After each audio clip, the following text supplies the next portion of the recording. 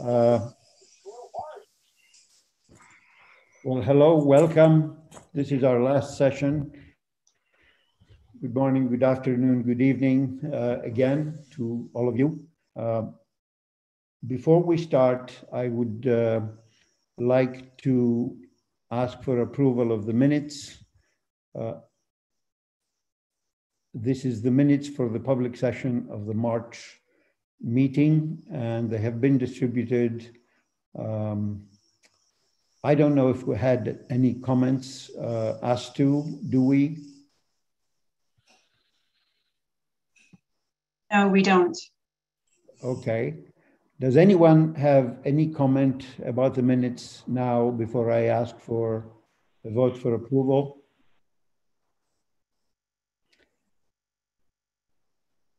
No hands. So can we please approve the minutes for the public session? Just do it by raising your hand on the screen. That should be all right. Cam, I think we have everybody. We have everyone raising their hands. Good, good. So thank you, minutes approved. Thank you very much. Our agenda has two very important last items today. One is the tax planning working group, and the other is the benchmarking. We will be starting with tax planning. And I want to welcome Jens, who is chairing the working group. And Jens, you may have the floor, microphone. Thank you, Stavros. Thank you, everyone, and good morning, afternoon, good evening. You see the slides which are loading here, and you see the new format and the new design. And I'm very happy to present our preliminary report. And we means our working group. And you know, the members are Sanjeev, Laurie, and Andrew, and we are supported very, very brilliantly by Carla. So we met several times between the last board meeting and today, and we had even some further outreach, smaller outreach activities. And now we are happy to share with you the preliminary report with some recommendations. And on the next slide, you see the objective of the session. We want to consider this preliminary report, that's 9A of the agenda papers, and the recommendations of the working group. Next slide, please. Our agenda today is to show very briefly and to repeat and to bring in mind the terms of reference, the phase one approaching on fact-finding, then some terminology repetition, and then looking at several systems and code of conduct, and coming then to the essential item of ethical behaviors of professional accountants in tax planning, and then consider in detail our preliminary recommendations. Next slide, please. Looking at the terms of reference, the objective of this working group is to gather an understanding of the developments in corporate and individual tax, and to focus on PABs and PAPPs. And then to identify and analyze the implications, the ethical implications of those developments, and determine the need for enhancement to the code or other actions. And as we are all aware, the issue of tax planning and fair taxation is even more in the public discussion nowadays. And so I think we are at the right spot and the good timing, even though, as you know, we have some delays on the known facts of the last year, COVID concentration on specific projects, and to to give our stakeholders a little bit time to reflect and to respond to our outreach activities. So we are now in the status to have draft recommendations to the board, and the focus is on the ethical behavior of both PAPPs and PABs. And very importantly, we are not looking at the legality or morality of tax practices. So we are in the center of the gray zone, so to say, which we want to consider and want to discuss which ethical behavior is expected in this context. Next slide, please. In phase one, we have made a lot of research involving articles, journals, webinars, and all this type of stuff.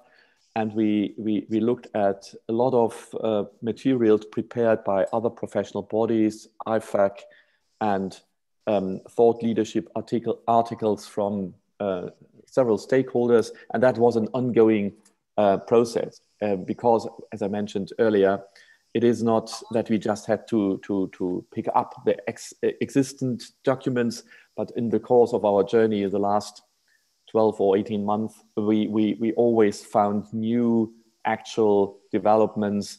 And for example, last week, there was a new publication, a discussion paper by the European tax advisors on professional judgment in tax planning and ethics quality bar for all tax advisors. So a discussion paper, which I will come back very briefly also later. So you see, it is an ongoing debate. We had mostly virtual conferences with professional bodies and other institutions, academics, and we had some in-person meetings with several stakeholders in different jurisdictions, and we have also had intensive conversations in person or virtually with global tax leaders of the Big Four firms and other bigger accountancy networks and associations. Next slide, please. This slide just want to show some of the terminology and the difficulty we were faced to in the beginning of our project, and we quite briefly recognized that we wouldn't be able, and it wouldn't be a good start to try to define each and every term you are seeing here without any further detail I want to raise here. And we have started our discussion, next slide please, with this picture, but I just want to highlight it again because we're still thinking that it is a good picture for orientation, not to have the exact line and borders between gray and dark gray or white and black, but to see how this tax planning issue might be seen as a picture. And you see the tax evasion part, which is clear, a no-clear issue, an illegal fraud issue, contrary against letter and spirit of the law. And you see in part of the tax avoidance piece, the responsible tax avoidance, which is called so, which is perfectly legal, intra-legem, and it follows letter and spirit of the law. So that's the two very clear areas, but in between the gray area, we have the terminology which differs. I don't want to say that this terminology is what we all agree on, but it is a picture to say in this, there might be a part which is aggressive or something which is even worse, abusive. And we are in this part, and the project is looking at this part. So we are not talking about a crystal illegal support of structures or support of illegal structures. And we are not looking at responsible tax planning where you're planning your tax burden by perfect legal means and by avoiding an overarching or a burdensome tax burden which is not in the intent of the legislation. So this is just to have this picture in mind when we are discussing. I'm always talking about the gray zone, and you now know what I mean with that. Coming to the next slide, I want to repeat a little bit the terminology issue, and we recognized and we think we can accept that there is no clear line between tax planning and aggressive tax planning.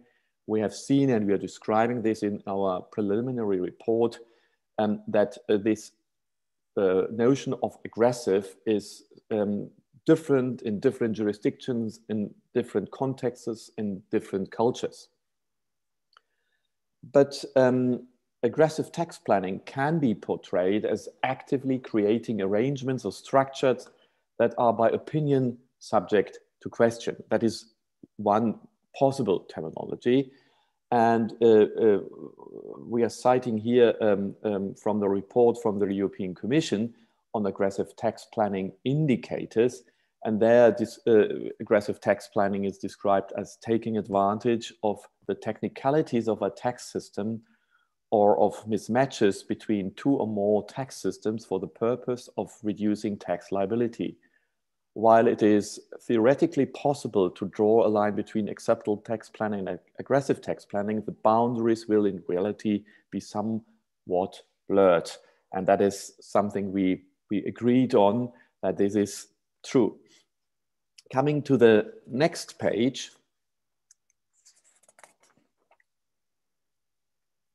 we are looking at the acceptable terminology of acceptable versus unacceptable tax planning. And you can say, and we discussed it during our last board session when I presented this terminology, you can say you are just changing one uncertain terminology with another one, but perhaps not using the wording of aggressive tax planning, which has some perhaps some flavor which is seen differently in the environment. We are a little bit more open for this differentiation between acceptable versus unacceptable tax planning. And acceptable tax planning, sometimes referred to as mitigation or non-aggressive tax planning. So it refers to legality and also economic substance of transaction of the activities. And that is a feedback. You have seen it in the board papers 9b, where we have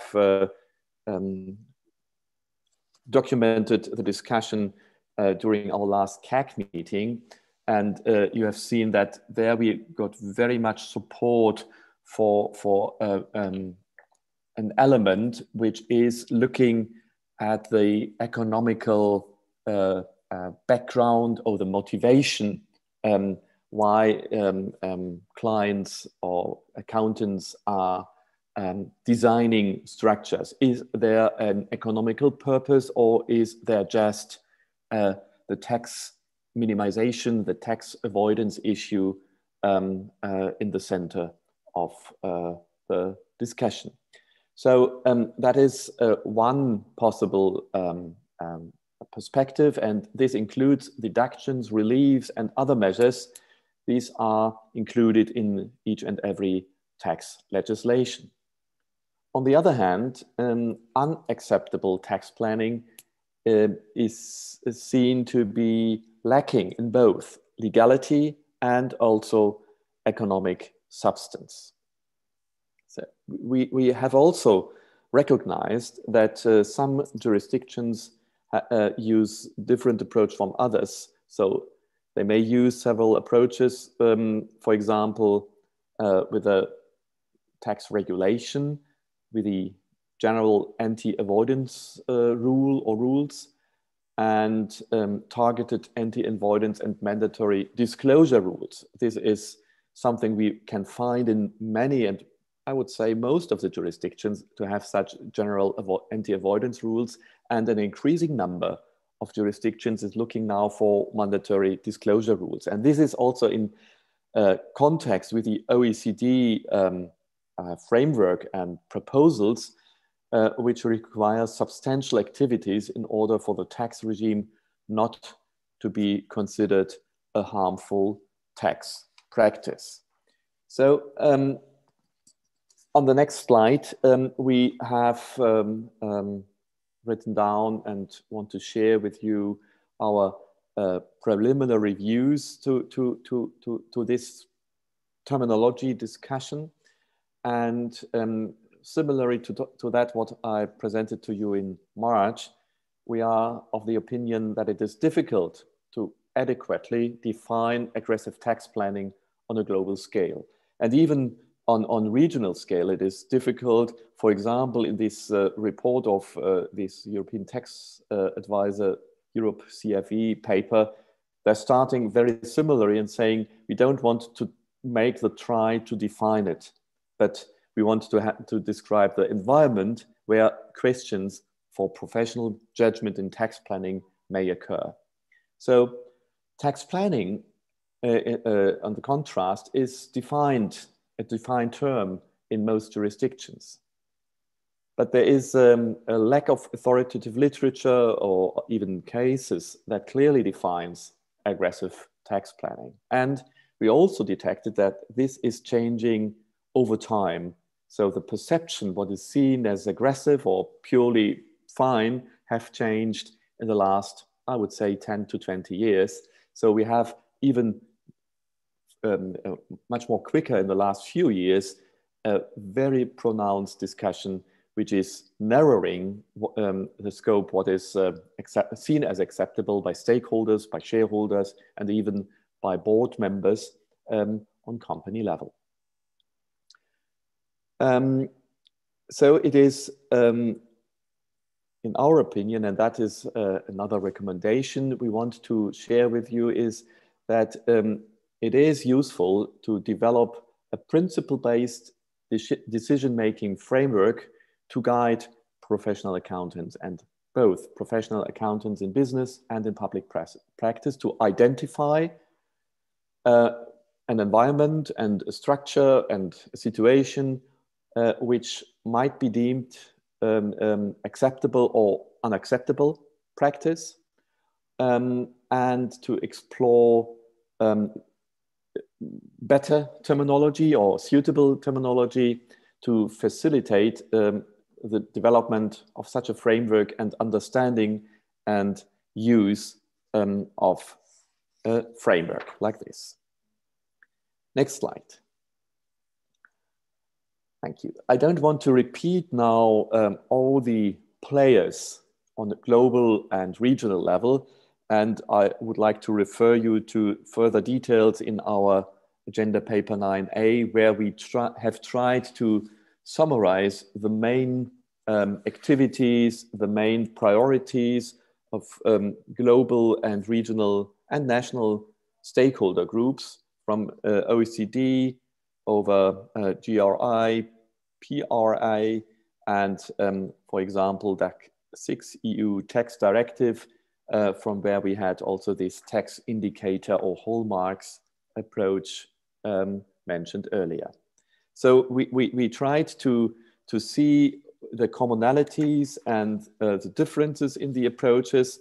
And on the next slide, I just want to make clear the connectivity of the tax issue, and we discussed this also in a previous board session, that the environmental, social and governance and corporate social responsibility issues, the ESG issues, are nowadays very much linked to some of the objectives of the 17 goals of ESG from the United Nations.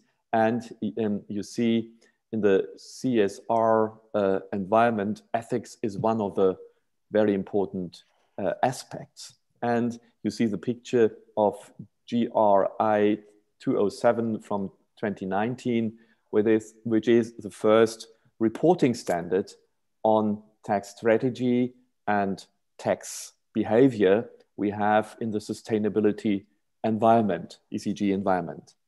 So we could have a connectivity to, we think, 4 of the 17 goals. The first one is goal 1, reduction of poverty via appropriate level of tax revenue collection. This is in the UN paper.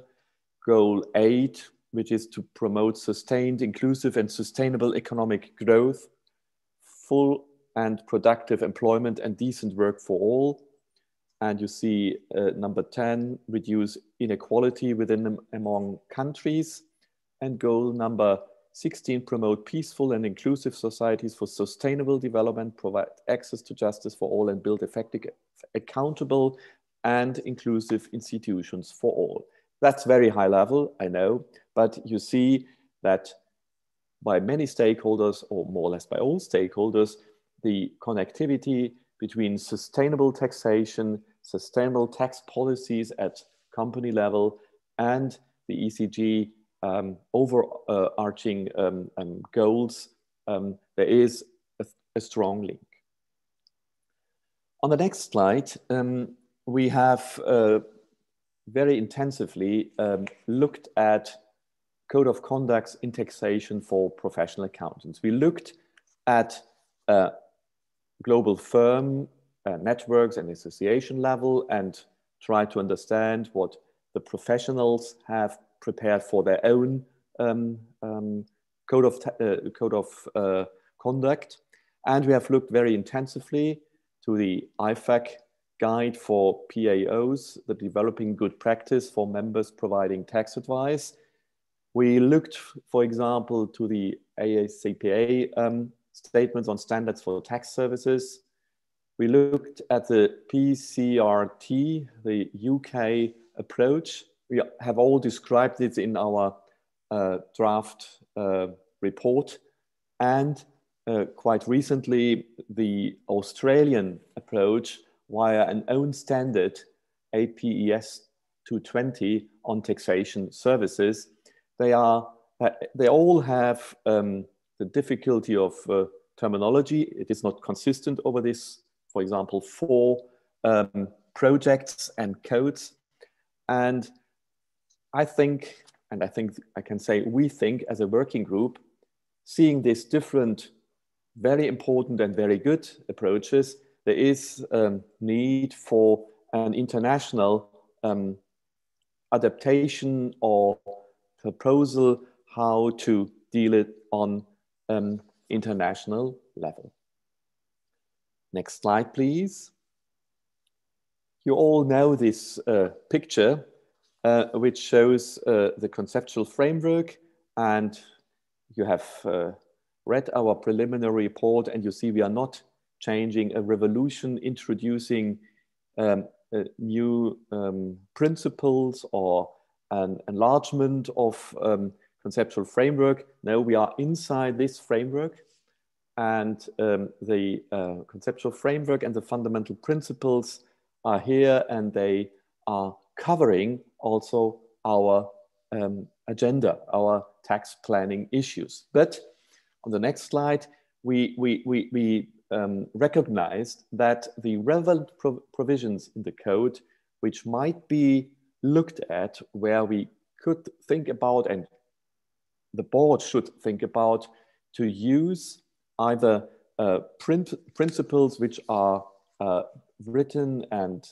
elaborated in certain sections of the code, and perhaps enhance the code with application material and with further clarification on the behavior concerning tax planning, which is, and I'm mentioning here section 100, 120, section 200, ethic-based culture, which is important. We intensively discussed as a working group the inducement paragraphs, because these, I call it 3-step approach or 3-level approach, which is the background for the application material and the requirements concerning inducements, have some good examples also for a framework on tax services. And we have the clear no-CLAR part, where we can also very clearly draw the line between tax planning and NOCLAR. And not last, but I think it's even more very important to see at the role and mindset part, where the professional judgment and the influence of the environment and the perception by stakeholders and the acting in the public interest is very, very detailed described, is something where, as we recommend, a future task force should find good solutions which could be appropriate also for tax planning items. On the next slide, you know these options A, B, C. I don't want to repeat them, but if you're, for example, reading, and I would like to highlight it a little bit, the tax planning related services session in May with the CAC representatives, was quite interesting to say that in the end, my perception was, and I think Galen could clarify if I'm not right, that more or less everyone agreed that is somehow a mixture between option A and C. So non-authoritative material is fine. The only differences perhaps was to see whether C is a starting point and then develop A, or starting with A and C, whether option C could be also of use to add something to option A. But there was more or less unanimous support for an approach which also considers changes of the code. So I don't want to stay any longer at option A, B, C, because we have several times made this discussion on board level in detail. And now I'm coming to our preliminary recommendation on the next slide. And that is that the board should undertake a project to develop enhancements to the code to address ethical considerations when PABs and PAPPs provide tax planning services beyond the limited NIS provisions. You all know we have just changed or clarified that address independence issues when professional accountant in public practices provide tax planning services to audit and assurance clients. The rationale for this recommendation, I would like to summarize on the next slide, is that the topic of tax planning has risen to such a level of a public interest importance. Not only the PIOB has several times indicated that it's on high priority, but also the discussions of the last 4 or 8 weeks on OECD level, G7 level, and probably also on G20 level have shown that the topic in the aftermath, hopefully aftermath of the COVID-19 pandemic, has become even more a part of public interest. So it is now clearly in the public interest to discuss and to find appropriate reactions to the discussion on global level. And as I demonstrated earlier, we have seen examples, jurisdictional examples, and also examples for institutes, but we have, in our opinion, not yet a consistent application of these general principles, the fundamental principles, and the conceptual framework of the IESBA code throughout the firms, the networks, and the associations. And there is a stakeholders' expectations that professional accountants act ethically in relation to tax planning, and that has increased significantly. And we see it also as an opportunity, as that the professionals are saying, here is an issue where we want to be clear and articulate and respond to the concerns which are articulated in the public. And we have seen by our outreach activities an immense positive reaction by many stakeholders to say, they said, it's good that the IESBA is taking this on board to somehow crystallize a little bit this discussion and to guide an international development here.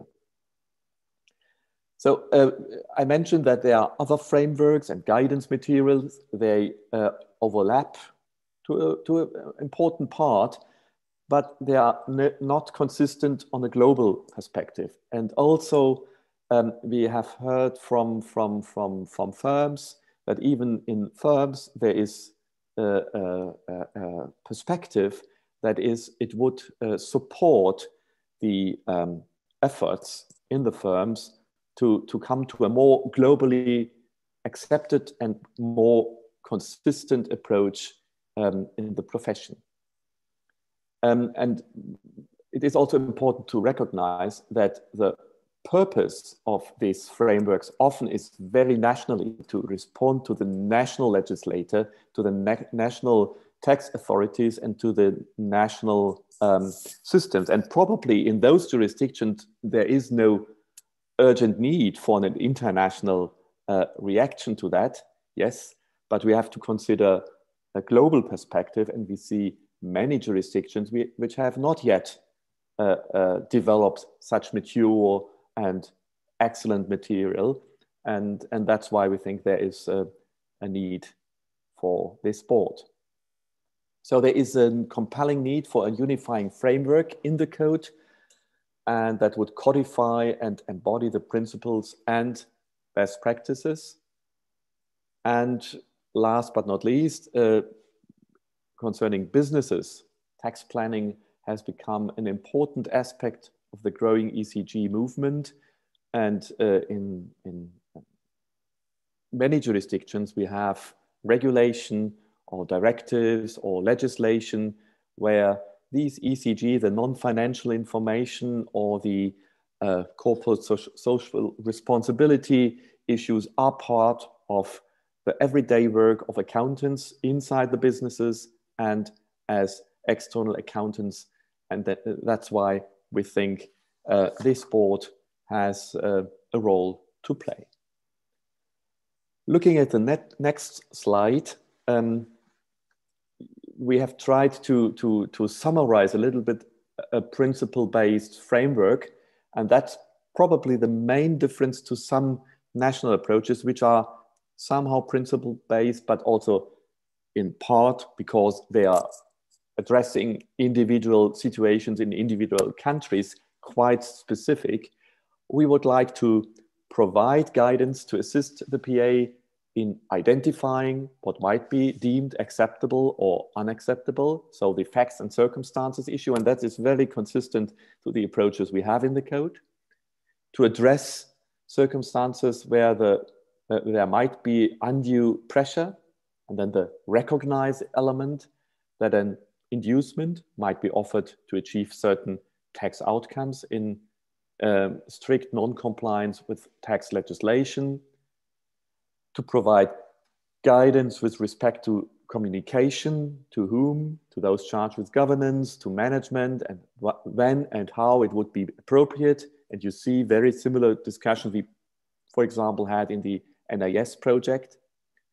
And to provide guidance with whom and when to consult internally, externally, which might be a part of specific action to address identified threats, and then address considerations relating to transparency, a very important principle in the legislation of the last few years to make certain tax structures which might be seen as unacceptable or unacceptable to inform the tax authorities or to inform via notes about certain tax strategies.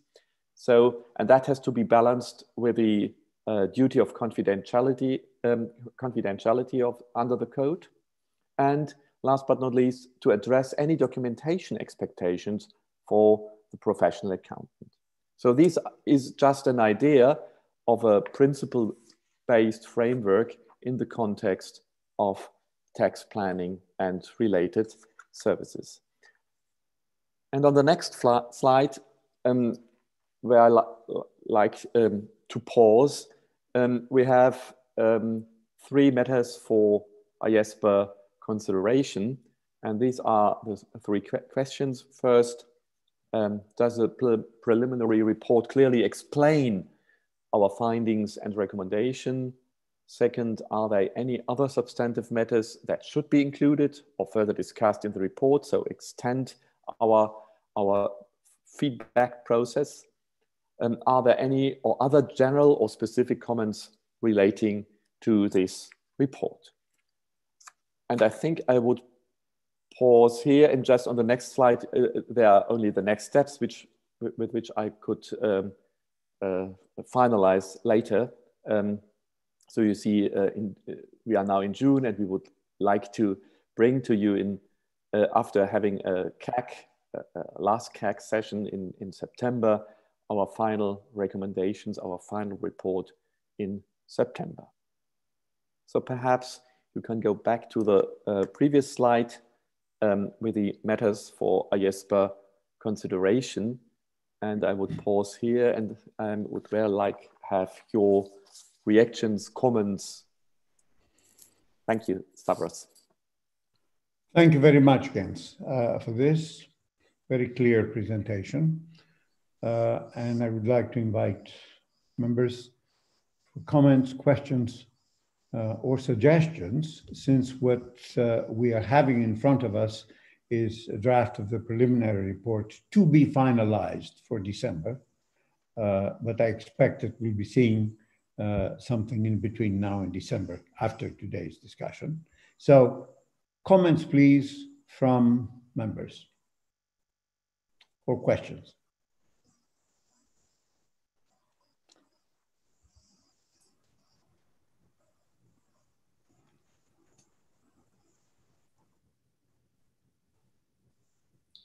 I see several hands.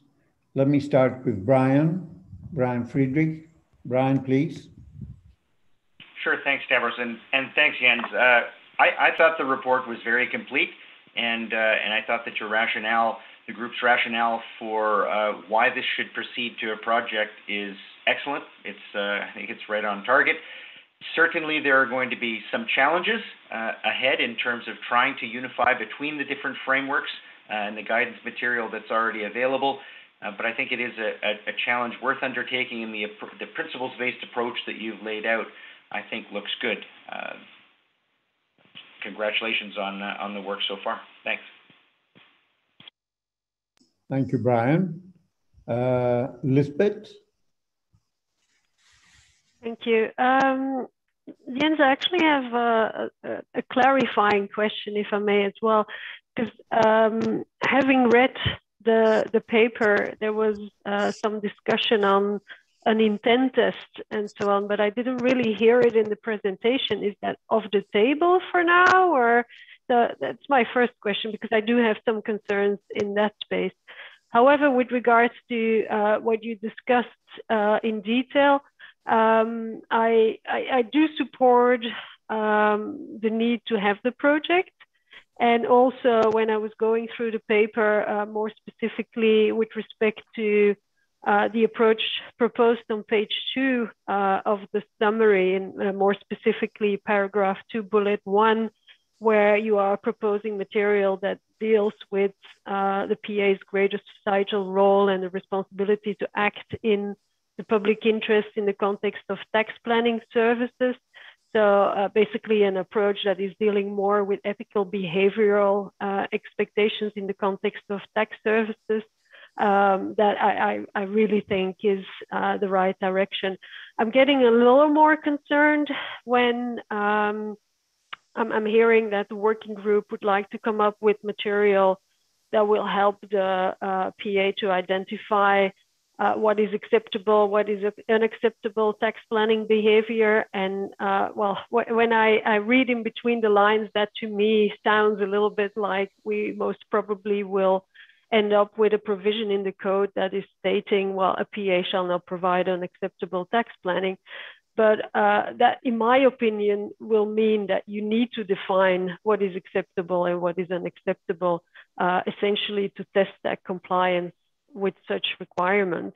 And I read the direction of thinking in the paper saying that we can give some indicators, but I doubt that that will be sufficient to achieve that approach. So, thanks. Thank you, Lisbeth. I see Michael. Can recognize Michael. Michael. Thanks, Stavros. And certainly I'm supportive of continuing down this road. I do, as I said, I think at the last meeting, have a concern that merely by changing the nomenclature to acceptable and unacceptable, we kicked the can a bit down the road. We haven't actually solved the problem, and that it's going to be very difficult to define that. And as I think you said, Jens, almost impossible to define it on a global level because different cultures and different tax authorities and everybody else has different attitudes as to what is and is not acceptable. So I think we've got to be very careful in terms of how we might take that forward.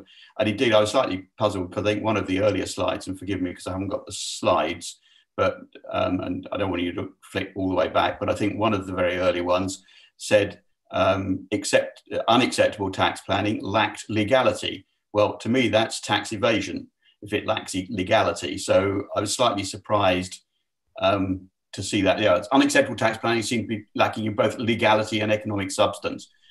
And I was just curious about that because I thought if it lacked legality, it was probably tax evasion, not tax avoidance, and aggressive tax avoidance, et cetera, et cetera. So it just shows to me, I think you've got a problem in terms of how you identify that. Just picking up on what Lisbeth said, I don't think necessarily it means you can't somehow use those terms.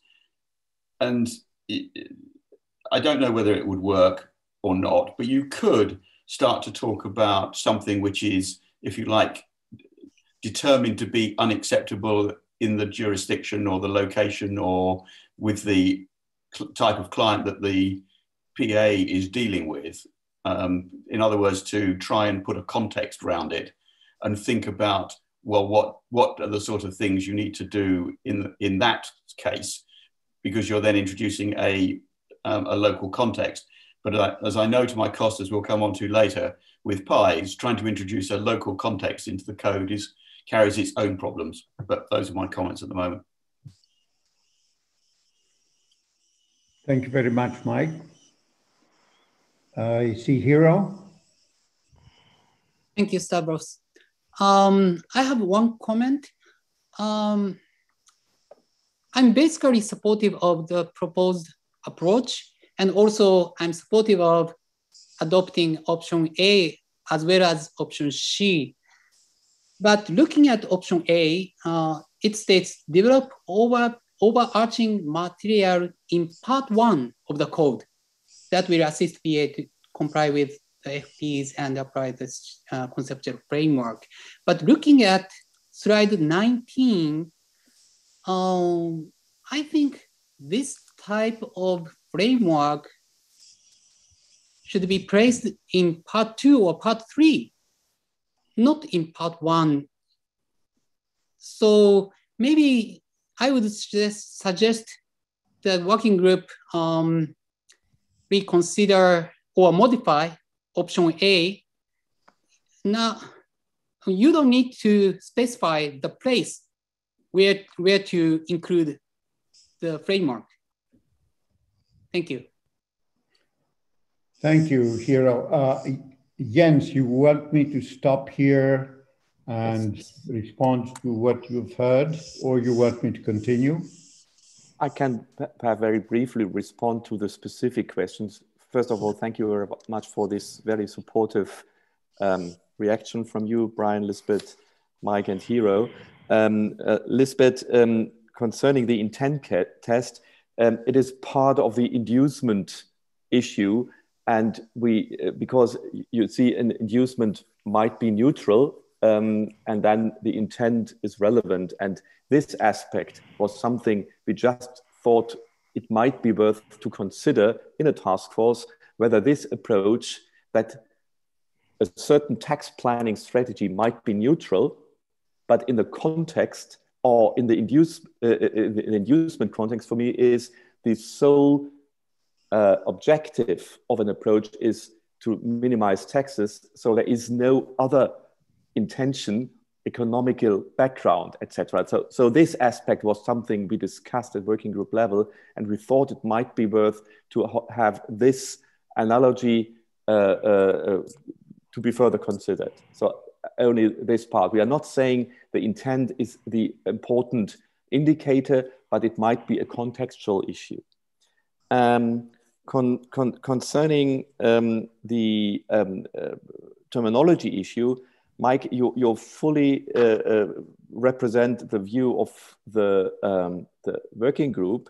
We would like to use a terminology, and we would like to use the acceptable, unacceptable terminology without defining it on a global level, because there is the regional or local impact of that. And that's why we think we could use it, but this has to be developed further. I don't think that we will have something on global level in uniformity, but aggressive tax planning as a term we thought is so subjective in its term itself, because what is aggressive? Acceptable, unacceptable is something in each and every jurisdiction you can, for that jurisdiction, define. But aggressive, I think that was our discussion we had, is even more difficult.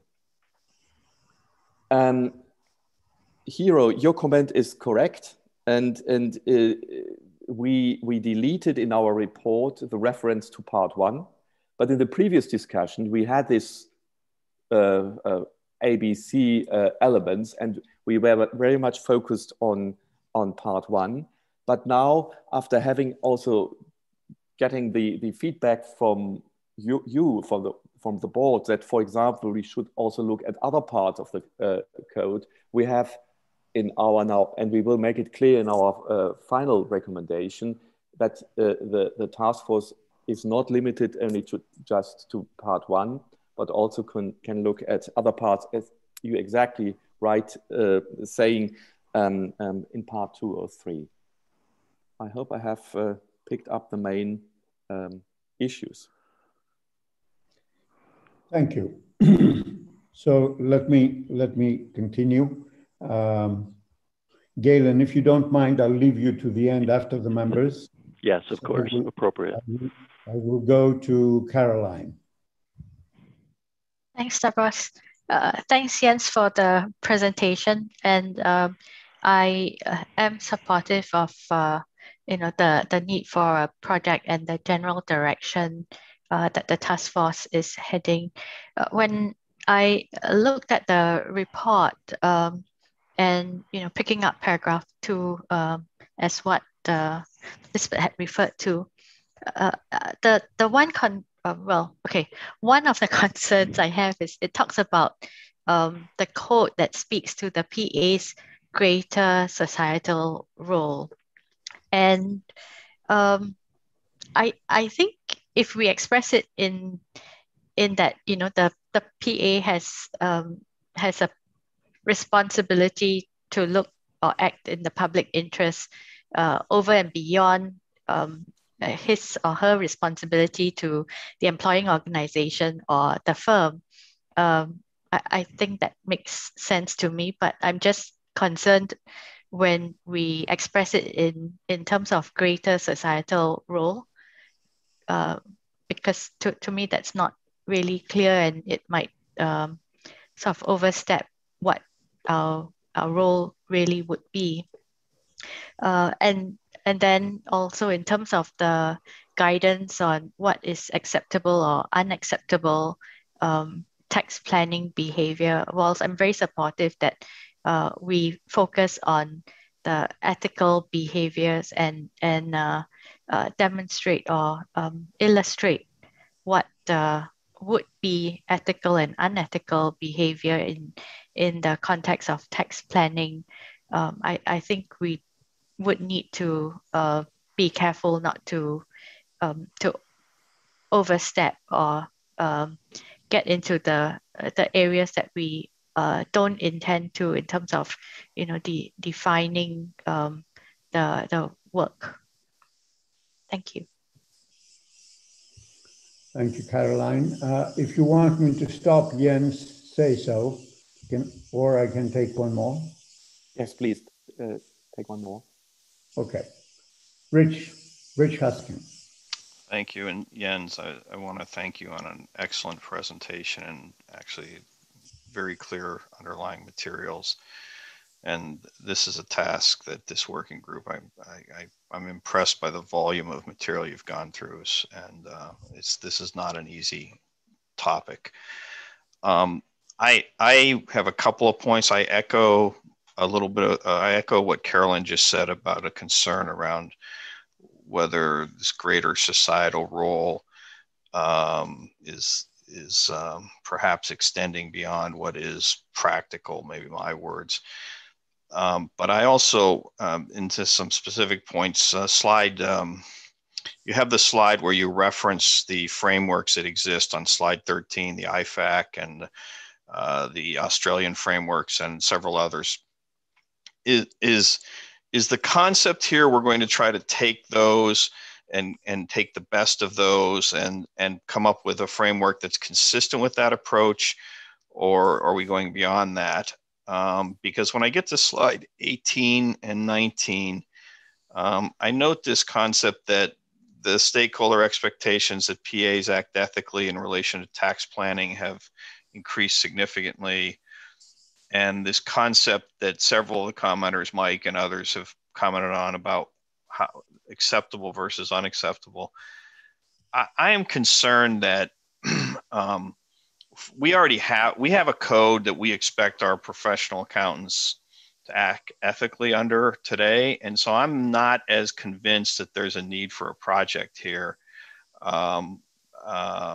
in that regard. And I'm also concerned that what one party's expectations is would put something as unacceptable when the next person in line or the next jurisdiction would say is not unacceptable.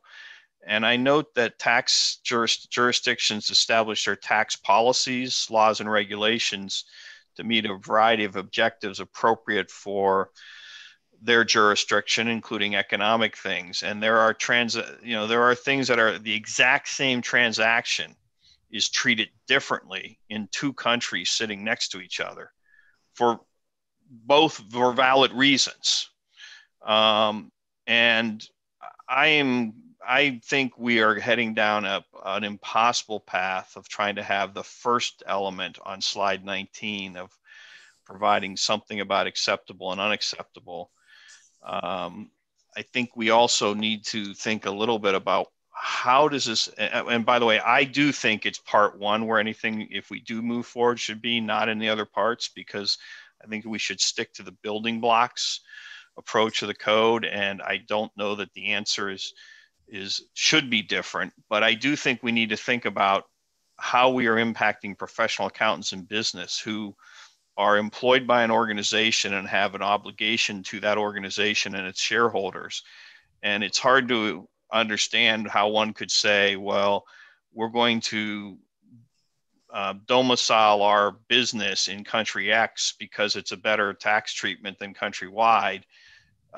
Country Y might think that's unacceptable, but you'd be hard pressed to justify to your shareholders why you didn't make the decision to go with country X. And I think we could get into a lot of situations or examples where we put professional accountants in general in a bad spot, whereas you could look at it and say, look, we're just trying to comply with the law in each country. Certainly things that you don't believe the law supports, we all agree on that. But I am concerned that we are on a slope here that we aren't going to be able to adequately explain and may put our profession as a professional accountants in business and in practice in a difficult spot relative to how you go about your day-to-day, as well as how you compare to, say, the legal profession, who provides in many cases involvement both as an internal counsel and external counsel on the very same matters.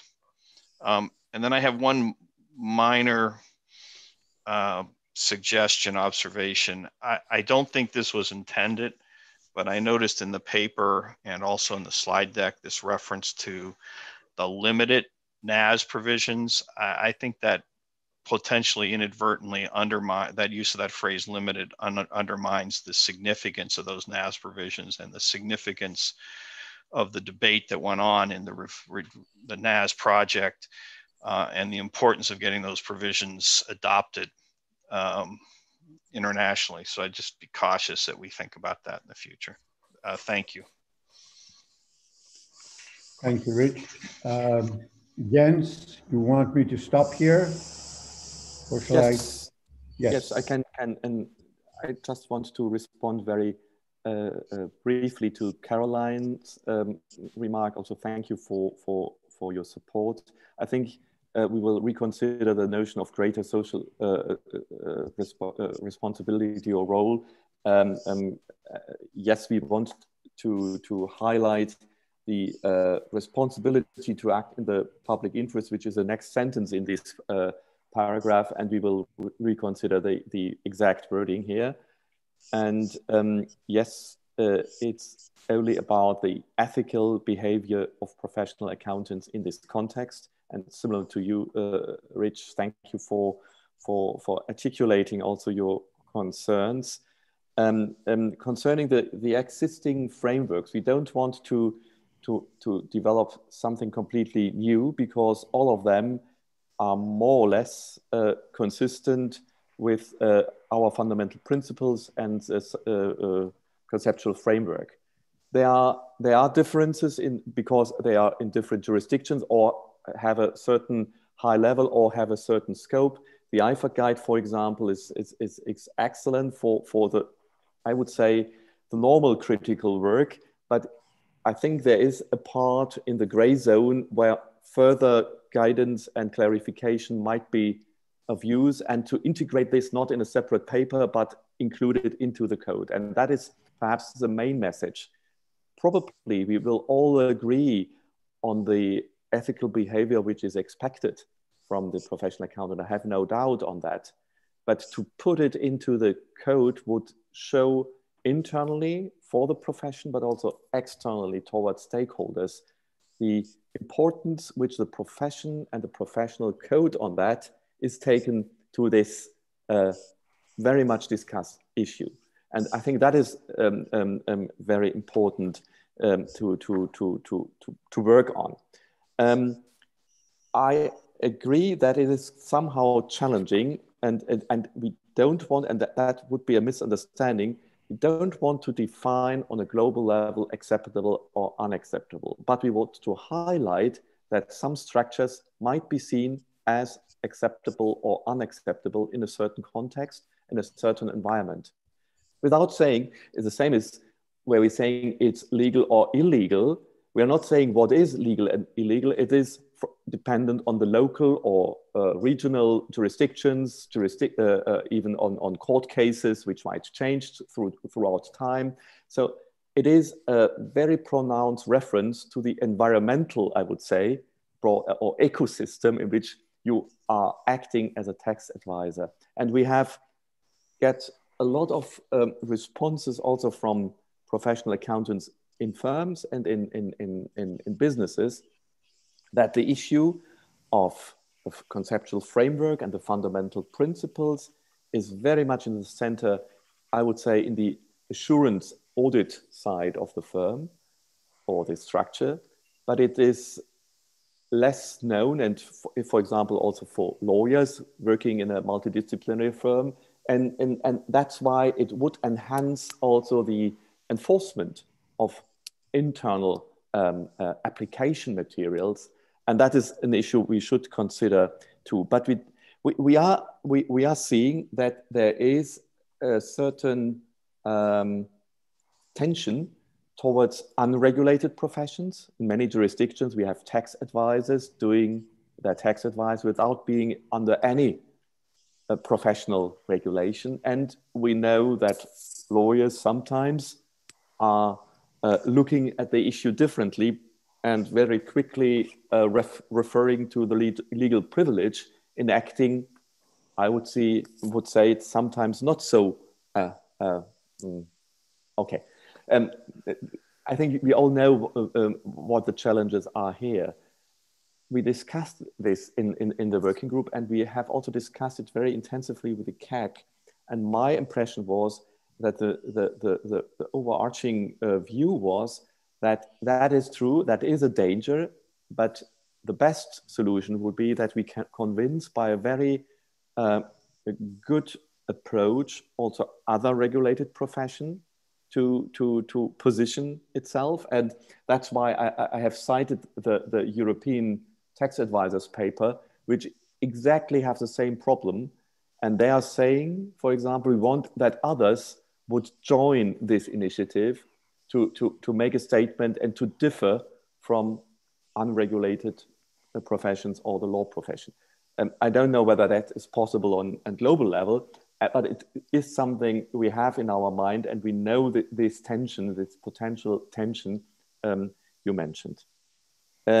Concerning the notion of limited NIS provisions, I fully understand your point. It was not intended. We wanted to say that this project was limited to a certain situation where an auditor is confronted with tax planning services and not a tax accountant in a broader sense without a connectivity to an audit client or an insurance client. So, but thank you for this hint, and we will clarify this. I hope I have covered all the statements. Thank you. Thank you. And in the last instance, I see what Rich was saying about limited. You could call it relevant or something like that, because limited clearly gives an impression of this being very narrow. Yeah. And simple. I now will recognize Galen.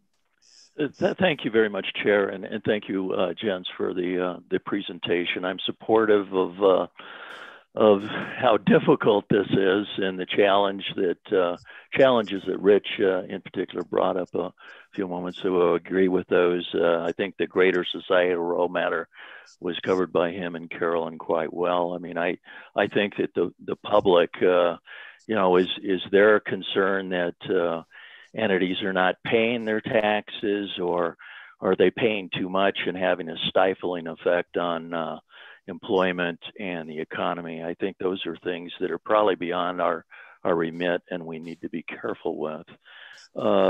I appreciate Hero bringing up whether there's application to other parts in the code, and I do agree with that. I mean, I've been a little bit puzzled as we've gone along as to actually who we're talking about this applying to. I've presumed that it's been professional accountants in public practice, but I think there's application elsewhere, and not simply with auditors. I agree with the linkages that you brought up on the screen, particularly with no-CLAR, inducements, role and mindset, and that got me thinking a little bit about PIEs.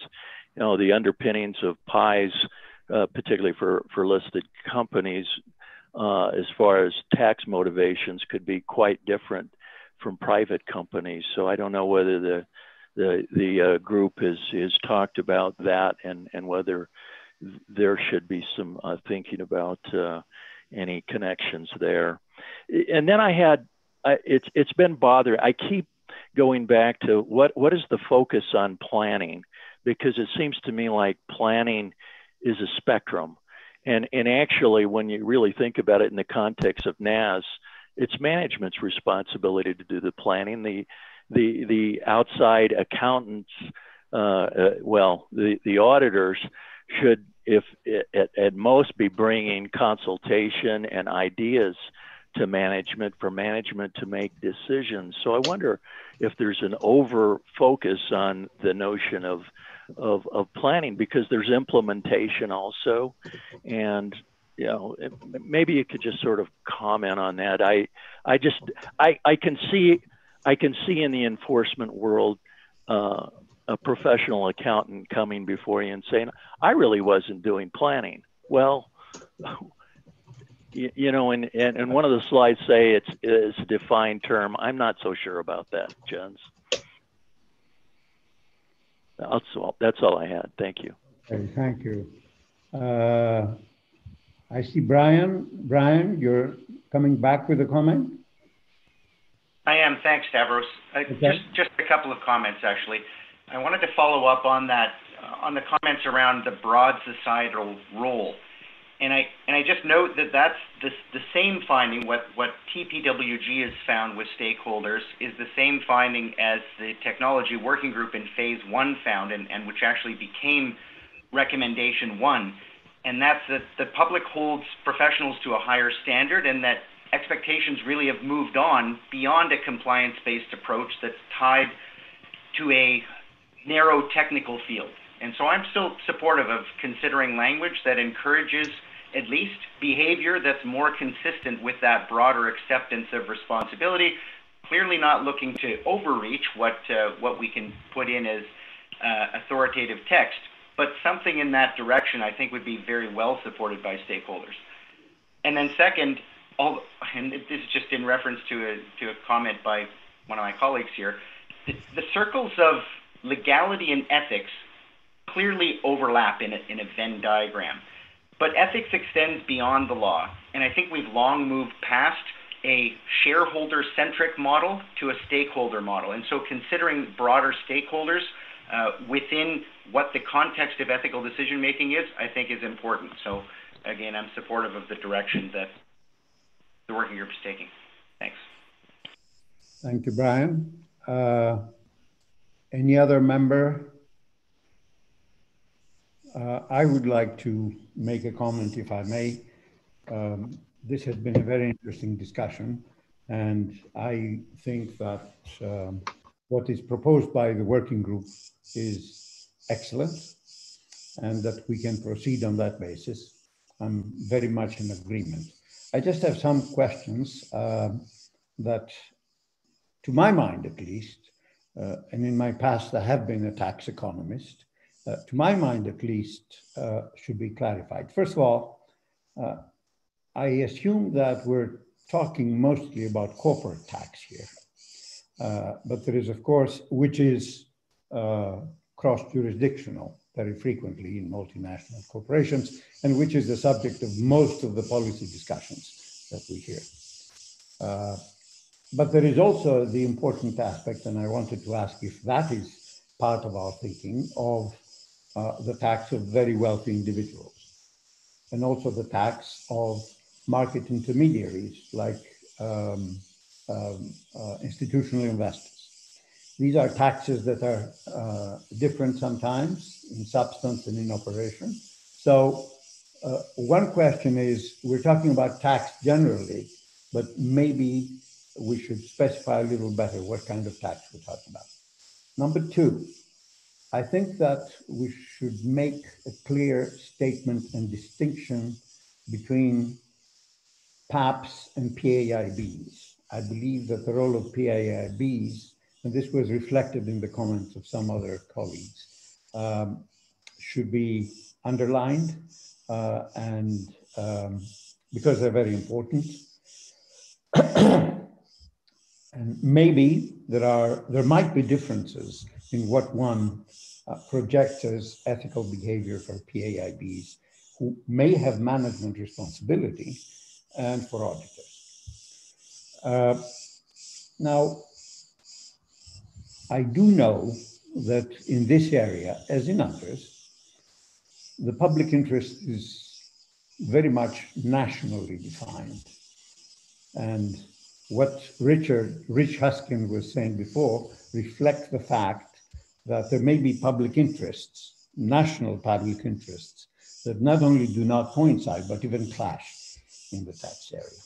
Tax arbitrage, after all, is that sort of a result of that thing. Now, to my mind, however, what is happening in policy nowadays, where there is a big drive by the G7 to have some sort of consistency or harmonization on corporate tax is a very important point of anchoring of what a global public interest might be. And I find that the connection that you are making with the ESG is extremely important in that sense, and a very good source of a global public interest, of starting to have a global public interest notion about taxation. My last comment is about acceptable versus unacceptable, which I think brings in social perceptions.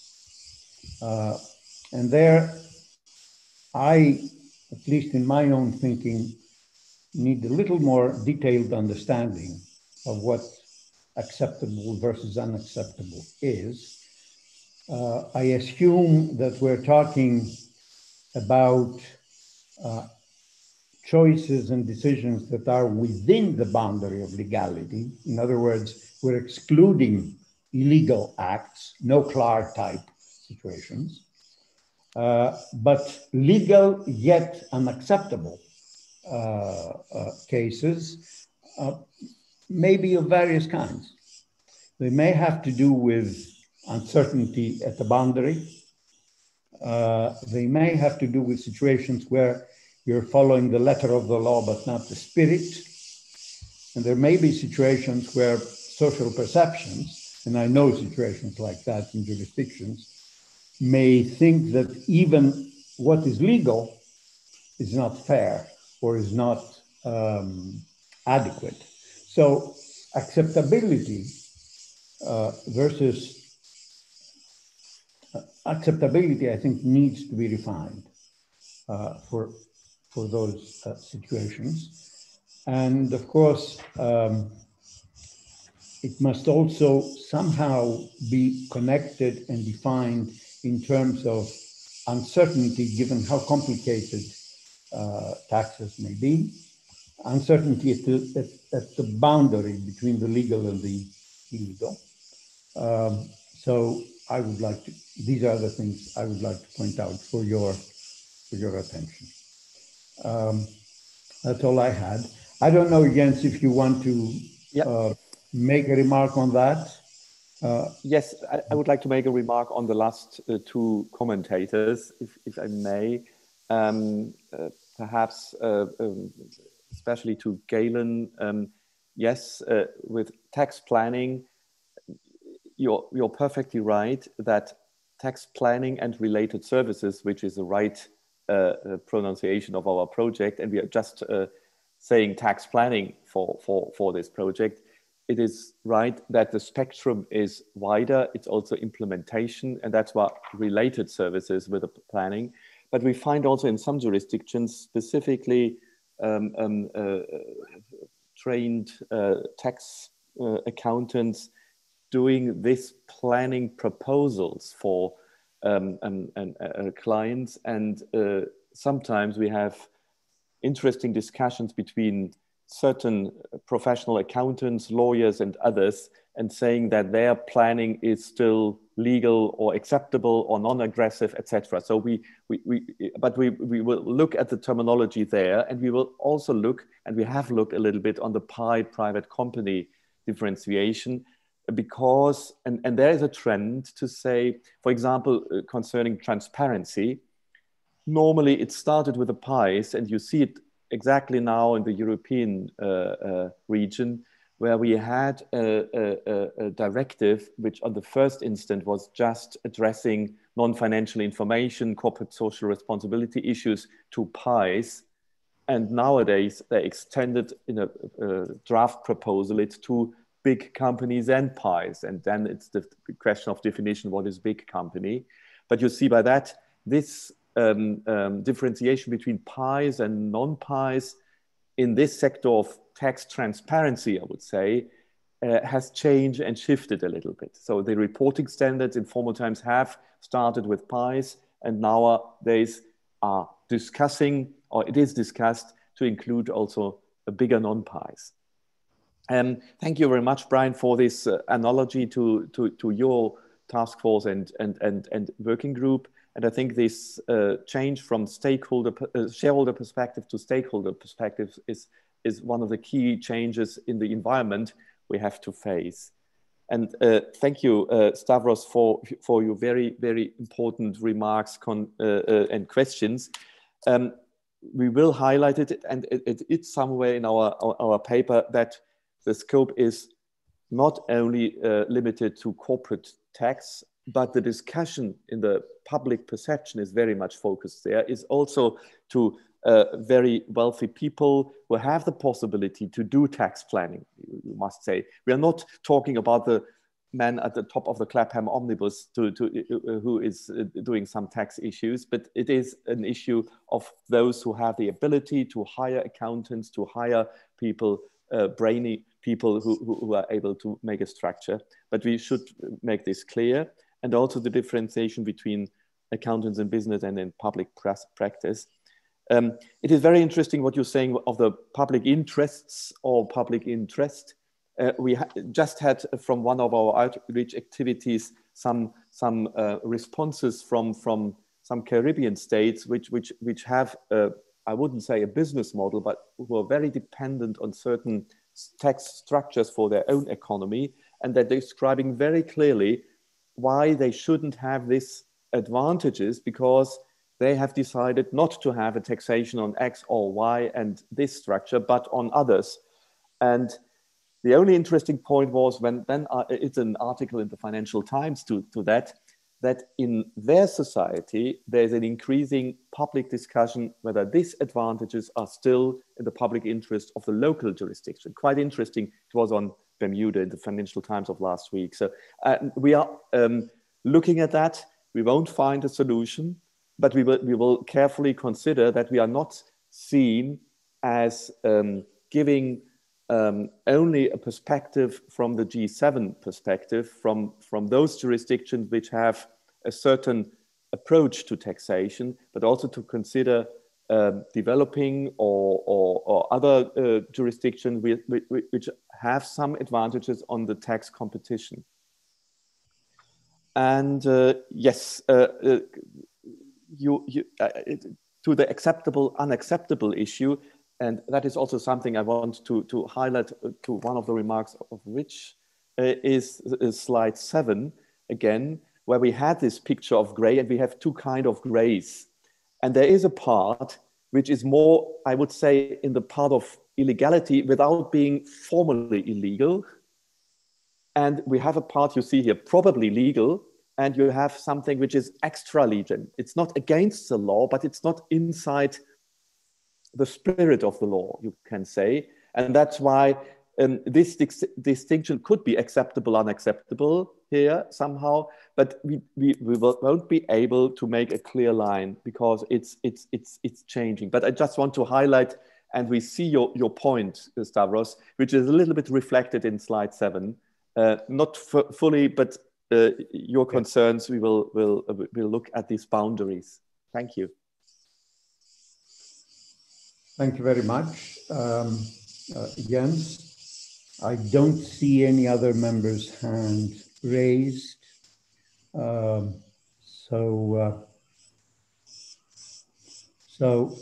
is there anybody?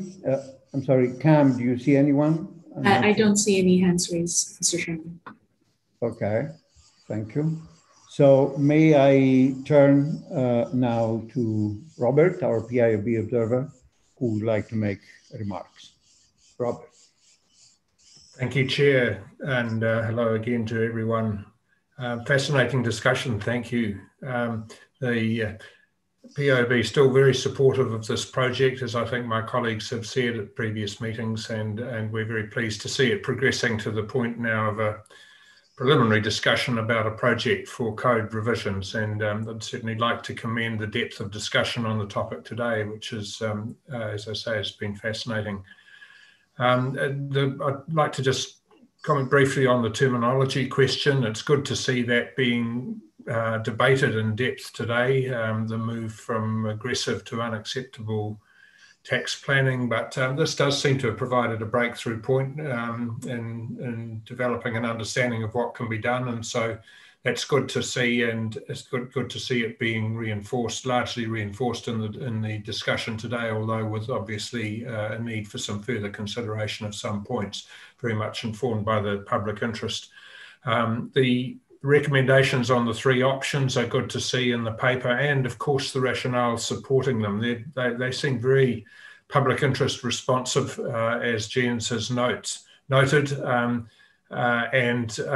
It's good to see the paper taking an objective approach, given its recognition that there's been some element of self-interest perhaps in the various positions that have come through in the stakeholder engagement, and that analysis is very helpful. While we at the POB, of course, would leave the technical response to the board, the proposed recommendation to look first at standard setting through the code, option A, certainly seems to be well supported by principle. And I'd like in that respect just to comment on the rationale of public demand to address the societal issues, which both Brian and the chairperson have just commented on, and IESBA showing leadership to develop a unifying framework with that broad range of overlapping frameworks and types of guidance that have come to attention. And that seems to stand up well also as being responsive to the public interest that Jens identified. Thinking also about Stavros's comments, very interesting about the global public interest, is evident perhaps from the recent G7 initiative, while also not forgetting the range of national public interest considerations that Jens, you've just described. That leadership role and the unifying approach have some echoes for me to the IEESB's rationale in moving to develop a single auditing standard for less complex entities. It's been very much part of the IEESB's rationale for that work, and indeed, as you may be aware, the IEESB has just this week issued that standard for global exposure, in response to signs of proliferation in various jurisdictions of different types of single standards. So that seems an important principle, and it may be one that could be developed further and used on other topics that involve new standards or code responses in the future. I'd just like to also comment on the linkages point to other projects, such as inducements and NOCLAR and role and mindset, and indeed possibly PIES, as Galen mentioned. That will clearly be helpful in identifying the best way forward and looking at an approach that's consistent across the code. But it would just stress the importance of keeping the work specific to tax. It wouldn't obviously be appropriate to have simply duplication of other sections in the code. So just a thought that it might be useful perhaps for the working group to identify in a formal sense the public interest issues that the intended project will address through the code revisions, and perhaps that could be done as we're all moving forward to adopt the monitoring group's public interest framework. It might be useful to reference it to that in the next manifestation of the paper at the next meeting. The point about keeping option C in mind also seems practical. There's a wide range of practices globally, and appreciate, and I was going to mention, Brian, the echoes to the technology project here with its combination of authoritative and non-authoritative material as a useful and important response to complexity and the depth of guidance that public accountants, professional accountants, might need. But there's also, I think there was a useful reminder today coming out of the discussion that the guidance material does need to be developed off strong code provisions and definitions. So I hope those comments will be helpful, Chair. I do just want to finish by commenting on the timing of the project. My colleagues at previous meetings have commented on this, so that won't be new. The impression is that there has been comparatively little progress over the last period of time. So it's encouraging to see the preliminary report progressing now to the point where at the next meeting one would hope that the establishment of a formal project can be considered. So important to take it forward. Can I just suggest that in the final version of the report there should be a timeline for the project, for the proposed project, to address that perception that a number of people have had that the project's taken rather long to get to this point. Even being aware, of course, of the complexity of the topic. So milestones, due process steps, and a completion date will help to establish perhaps a sense of urgency in the project. And the practical dimension is important as well. I think Galen, the POB observer at the CAG meeting, referred to perhaps the need for a pragmatic approach on any tax issues at global level. That's certainly coming through in the discussion today as well, but it's also, as he noted, because speed is important. And I'd like to endorse that point as well. Thank you, Chair. I hope those comments will be helpful and useful to, and just to congratulate the board again on the discussion today. Thank you very much, Robert. These are helpful and constructive comments, and I'm sure that the working group has listened to them and will take them aboard, as well as the board, for our next discussion. So we don't have any other remarks, unless Jens, you want to make a last comment on this before I close this session. Please say so. Thank you to everyone for the comments and the discussions. It was very helpful, and we will consider this and come back to you in September with the final report and with the recommendation on timeline, etc. We will take this into the final report. Thank you. And thank you, Jens, and the working group and the staff. Carla has worked very hard on this, I know, and thank you. And thank the board for an excellent discussion. We are going to take a break for 15 minutes before we go on to our next topic, which is PI. The time we will reconvene will be at 45 minutes past the hour. So let's go on a break, please.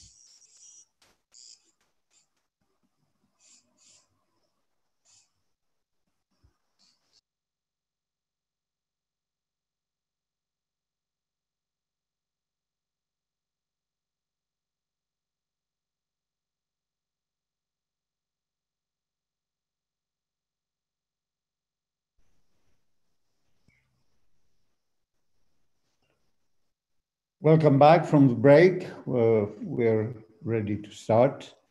Are we, Jeffrey? Jeff? We okay? All right. So the topic is, of course, PI. It is a pleasure to have Michael take the floor now. Let me just say that I want to welcome two members of the IESBA who are corresponding members on the task force, Josephine Jackson and Chun-Wee Chu. Welcome, both of you. And I believe Willie Botha, the technical director of the IESBA, and some other staff are with us. So welcome and thank you very much for your contributions and for your presence here. Michael, it is your part now. Please take the floor. Thank you, Stavros. Just wait for Jeff to load the screens up. Okay. We have. Okay. And you said it's a pleasure. I think the pleasure is all yours, Stavros. It's not mine, but anyway, we'll take that as read. Well, it's good to see good work done. That's what I say is a pleasure. Okay. So if we can go straight on to the next slide, Jeff, what we're trying to achieve today, and this is from the board's perspective. So I'm hoping to provide you with a high-level snapshot of what responses we got to the ED and what the task force is currently thinking about them. Although I would hasten to add, we have come to no firm conclusions on any of it as yet. But what we're looking for the board to do is to provide us with some strategic and directional input into the key areas as listed here. So the overarching objective, whether we continue with the broad versus narrow approach, publicly traded entity replacing listed entity, the other pie categories that we had in the ED, and the role of firms. We have got some draft revisions in this presentation. I would stress they are very much illustrative only. I don't particularly want on this occasion to get into fine wording detail, but obviously if, and particularly following this discussion and some agreement on the direction of travel, if people have got suggestions on how we can better articulate things, they would be gratefully received, and you can ping them through to Jeff or myself, and I can assure you the task force will take them into due account. So just a very quick recap in terms of what we've been doing in Q2. We had a number of outreaches. So we had a couple of ED webinars. We had a session with the Forum of Firms. There was a roundtable organised by the Hong Kong Association, a roundtable in Australia. We had a staff call with IESBA. There was also a webinar with the African associations and a technical staff call with the PIOB. In Q3 at the moment, the only particular outreach we're proposing, given that we've had a lot of outreach and we've obviously got all the responses to date, is one with IOSCO, because we do want to discuss their comments in a little bit more detail, both to understand their perspective and perhaps to outline our perspective on what it is they are asking for. So just to reiterate, just clicking on to the next one, Jeff, the background, we were seeking comments on the overarching objective, our approach to revising the PIE definition, what that revised definition might look like, how we saw the role of local bodies and the role of firms, including a disclosure requirement, effective date, and also a couple of matters which would need potentially to be picked up by the IESBA, given the desire to coordinate efforts in this regard. The comment period ended on May the 3rd. By June the 17th, and we had a few late comments, but by June the 17th, we'd had 69 comment letters in. And again, if you just go on to the next slide, just very briefly, the breakdown by respondents. I won't say it's all the usual culprits, but it generally, we had one monitoring group member, which is IOSCO, 6 other regulators and audit oversight bodies, a number of other national standard setters and PAOs, a number of the firms and a few others, very little in terms of investor input. Although obviously when we have the CAG joint session in September, we will have the opportunity to get some investor input from the CFA Institute and ICGN members on the CAG. So going quickly on to the next slide, Jeff.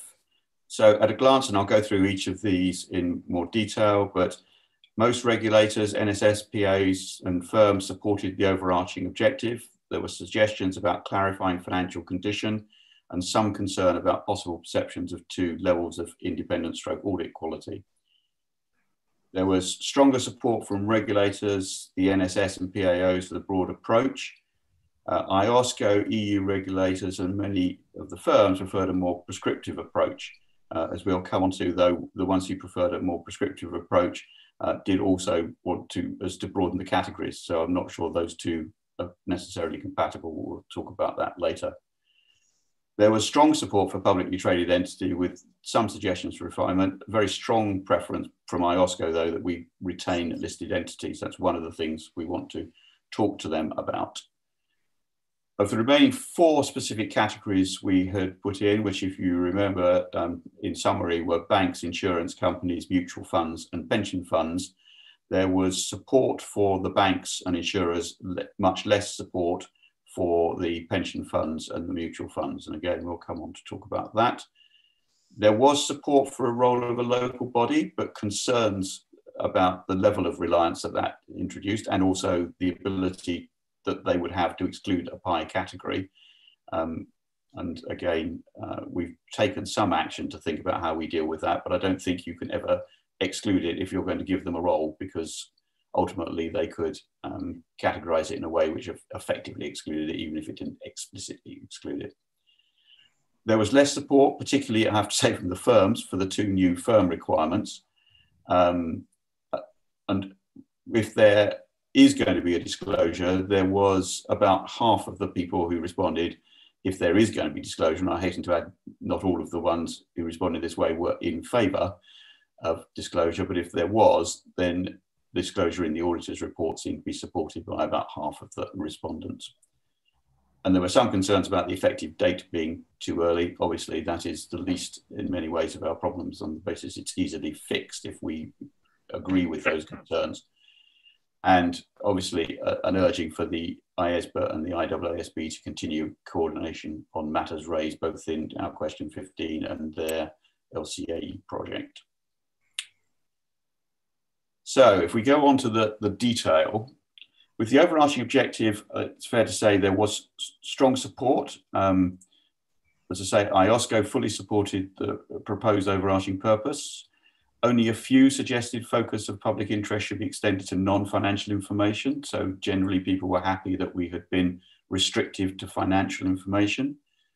There was a concern, as we might have anticipated, because it was something we discussed as a board, about what is meant by financial condition. And a concern that it was undefined, lacked clarity, so may contribute to the expectation gap. There were suggestions, including replacing the term with financial health, which I'm sure would provoke an equal reaction from a different number of participants about it being undefined and lacking clarity, or other things, as well as incorporating explanations in the basis for conclusions. Another key comment was reference to enhancing confidence in the audit of financial statements of PIEs. As I say, a concern there that the proposals didn't sufficiently articulate the rationale, which was actually in the explanatory memorandum. We have thought about how we might link it more to independence rather than just the audit of financial statements. There was also, I think it's also fair to say, there was broad support for some overarching objective to be used by both IESBA and IAASB in thinking about additional requirements for certain entities.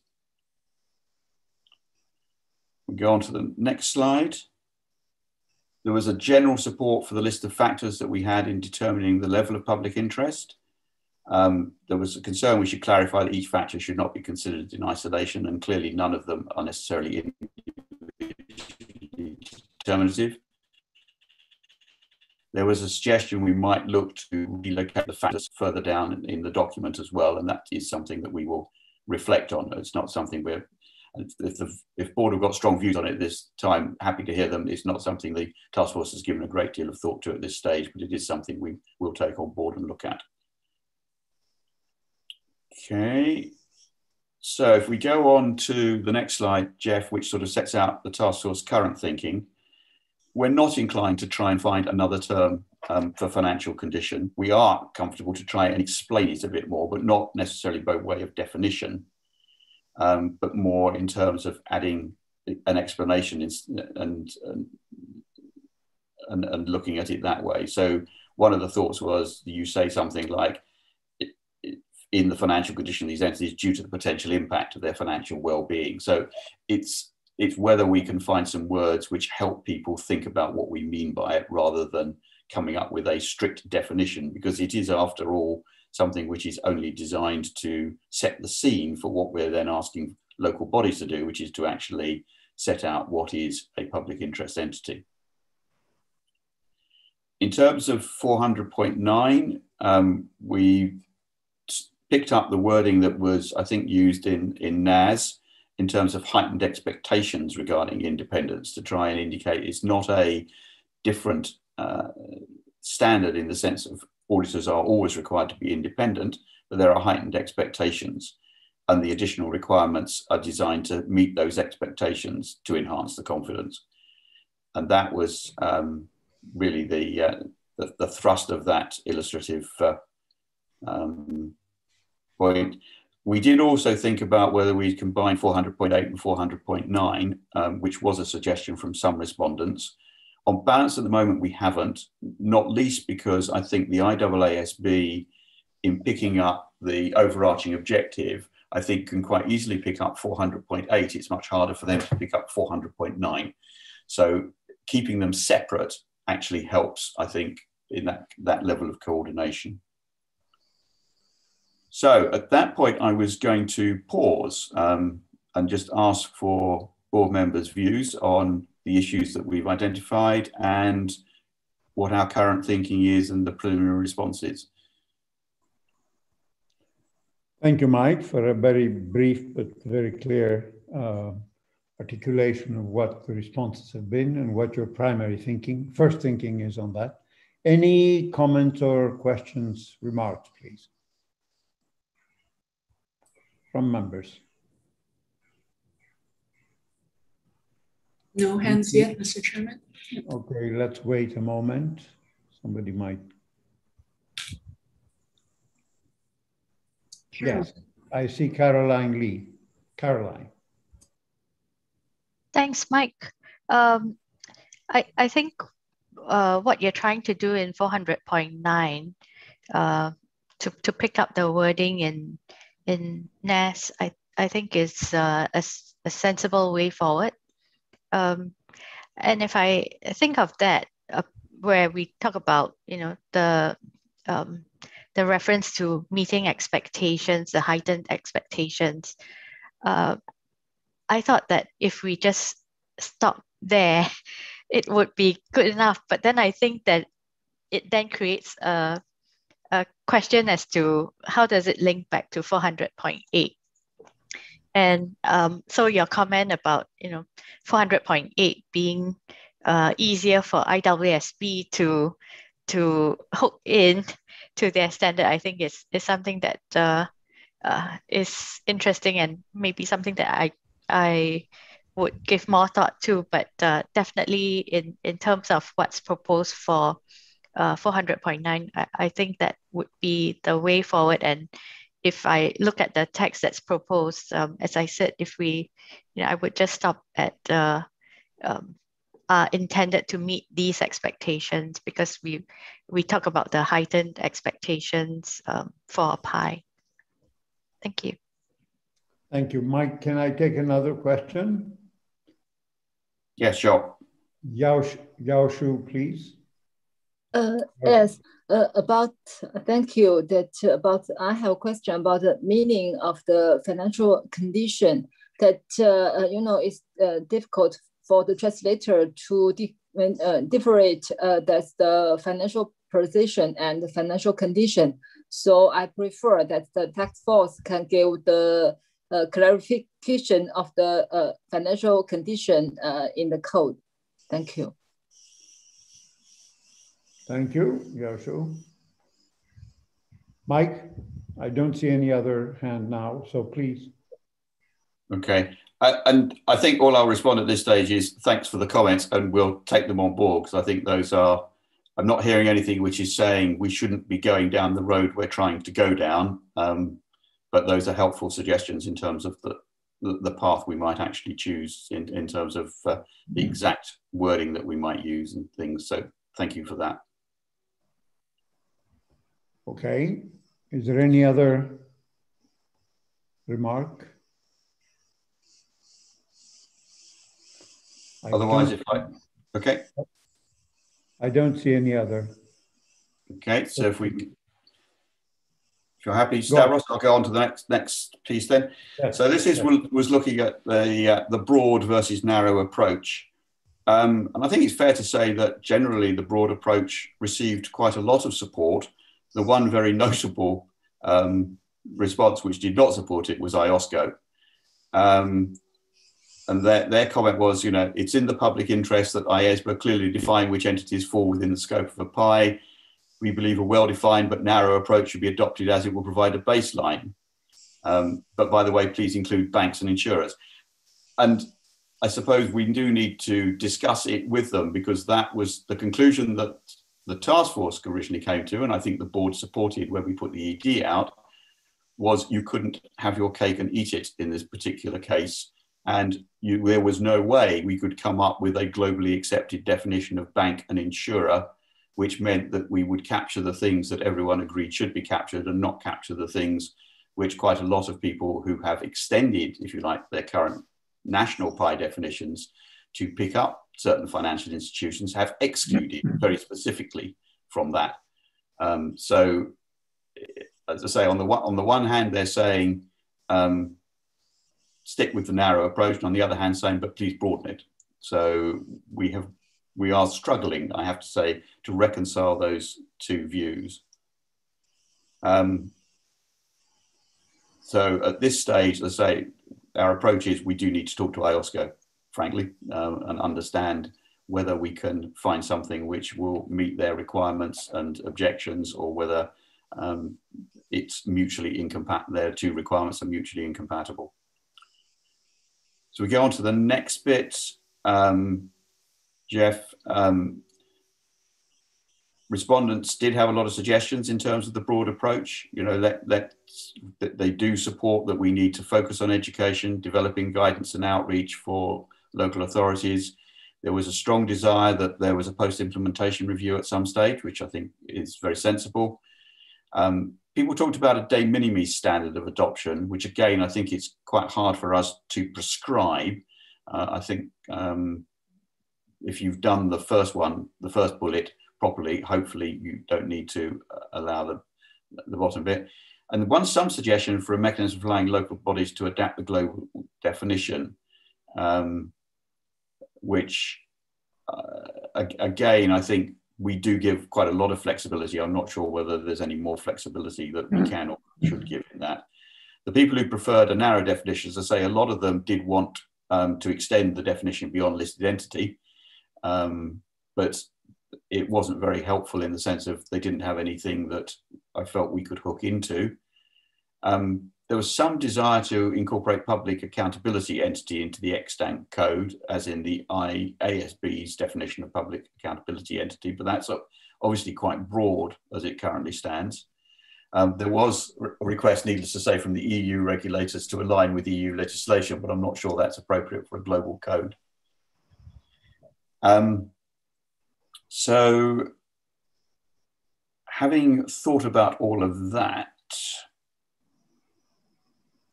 and looking at listed entity now, there was again a great deal of support for publicly traded entity, some concerns about the term, as in including potentially some of the key considerations we set out in the explanatory memorandum, what we meant by that, whether we could be clearer about what was meant by financial instrument, the trading mechanism, whether volume of trading played a part. They're all things I think that we can reflect on.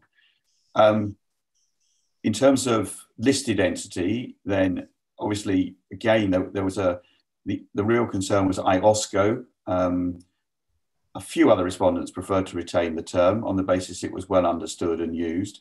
I'm not sure how I'd say it was well understood. I think it's been the adoption of it is now settled, if I can put it like that, in the sense of people who worried about, is it regulated markets, non-regulated markets, have, if you like, got over that and come to a conclusion about what they do include when it's meant by listed entity. There was obviously, again, primarily from the EU regulators, a desire to align with the EU definition of regulated market.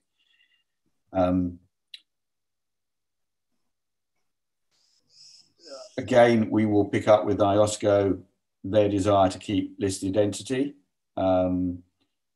We have given some thought as to how one might do that. And I'll come on to the current thinking in a minute, but we will certainly pick up that concern that they have. Sticking with the PI definition, but going on to the next set of categories, which was, excuse me, if you remember, excuse me, banks, insurers, mutual funds and pension funds, as I said. The regulators, the NSS, PIOs were more supportive of all the categories. The strongest support, as I said, was for publicly traded banks and insurers, less support for mutual funds and pension funds. They got the most significant comments. And I think, to summarize, I think the bigger concern was not that necessarily there was a fundamental objection that in some cases they could be categorized as pies, but in a number of cases they clearly weren't pies, and there was a danger that either the local bodies did not have the ability because of the way that the law operated, or alternatively would not do the job of actually dealing with that category as well as they might deal with banks and insurers. And certainly a concern from the firms, and the Forum of Firms in particular, who are obviously bound by the code as it exists, that if the local bodies didn't do an adequate job, it left them with a problem, particularly, as I say, in the mutual funds and pension fund area. I think with banks and insurers, they felt it was a much more containable problem that they could deal with, if I can put it like that. It says here we've still got to do a full review of all the comments, and I would say there was little support for us adding any new ones including in response to the question we put in about ICOs and other less conventional forms of capital raising. I think everyone agreed it was too early really to do that. So move on to the next slide, current thinking. We're still wedded, I think, to the broad approach. We agree it will not solve inconsistencies across jurisdictions. So there is not a complete baseline. You know, a pie will not be a pie in absolutely every jurisdiction, but hopefully the broad approach will ensure there is agreement on at least some of the pie categories and will encourage a level of conformity as people apply the criteria that we've set out as to how people should think about what should be a pie. So the current task force view is we will maintain the board's earlier view that it's not possible to have baseline definitions if we're going to expand it. If the board does, and this is part of asking the question today, if the board does indicate it now prefers a narrow approach with baseline definition, we may need to consider how we revise listed entity, I think, instead, but I don't think we can go much beyond listed entity stroke publicly traded. As I said before, there is general support for categories A, B, and C. The most concerns were with categories D and E, and particularly with, say, the number of and types of pension funds and mutual funds that exist in some jurisdictions where it's not clear that anybody would regard them as pies. So we are proposing, you can flip on to the next one, we continue with the broad approach without baseline definitions. We will look again at the definition of publicly traded entity, but we are intending to continue with that concept. We're also proposing that we would retain categories B, C, and F. F, if you remember, is just the one that says added on by a local regulator, so that's clear anyway. So and B and C is banks and insurers. We will consider removing D and or E, but again, I'd be interested in the board's views on that, and clarify somehow in the wording that we are not expecting local bodies to remove entire categories. But I don't think, as I say, we can mandate they can't, but I certainly think in the wording we use, we can sort of indicate it's not the direction of travel we expect anyone to go for. And I've set out there what the TF rationale is. And as I say, we will talk about IOSCO, talk to IOSCO in terms of their views, particularly more, I think, on listed entity than the broad versus narrow approach. But in terms of listed entity, there are clearly alternatives. We could do that. We could either add a category which was listed entity and then have something which is other publicly traded, or specify that publicly traded entities incorporates listed entities. So again, at that stage, I would like to hand over to the board and see what views are. Okay. Thank you, Mike. Comments, please. Any remarks?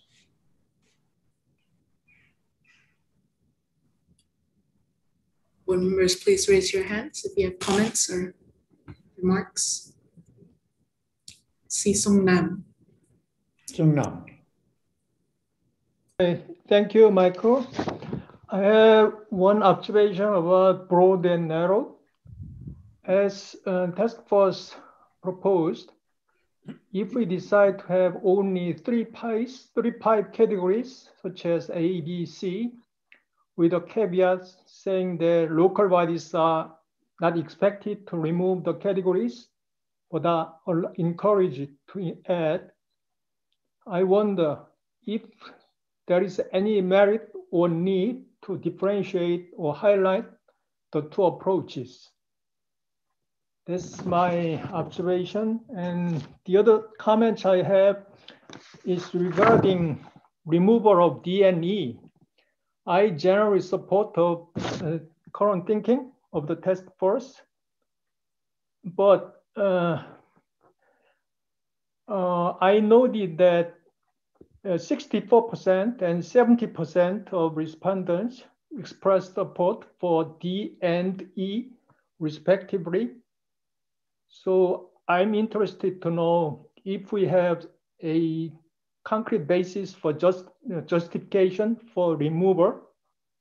And also for reference, I'm interested to know if there's been any precedent that our board dropped or rejected a proposal for which a majority of respondents had expressed support in the past.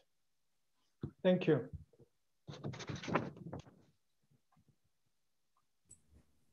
Oh, Stavros, you're on mute.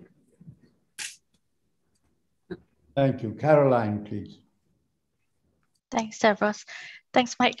Mike, I would agree with Sungnam that, you know, with the current task force thinking, it seems to me that we are actually going towards a blend of broad and narrow, and not really the two ends of the spectrum.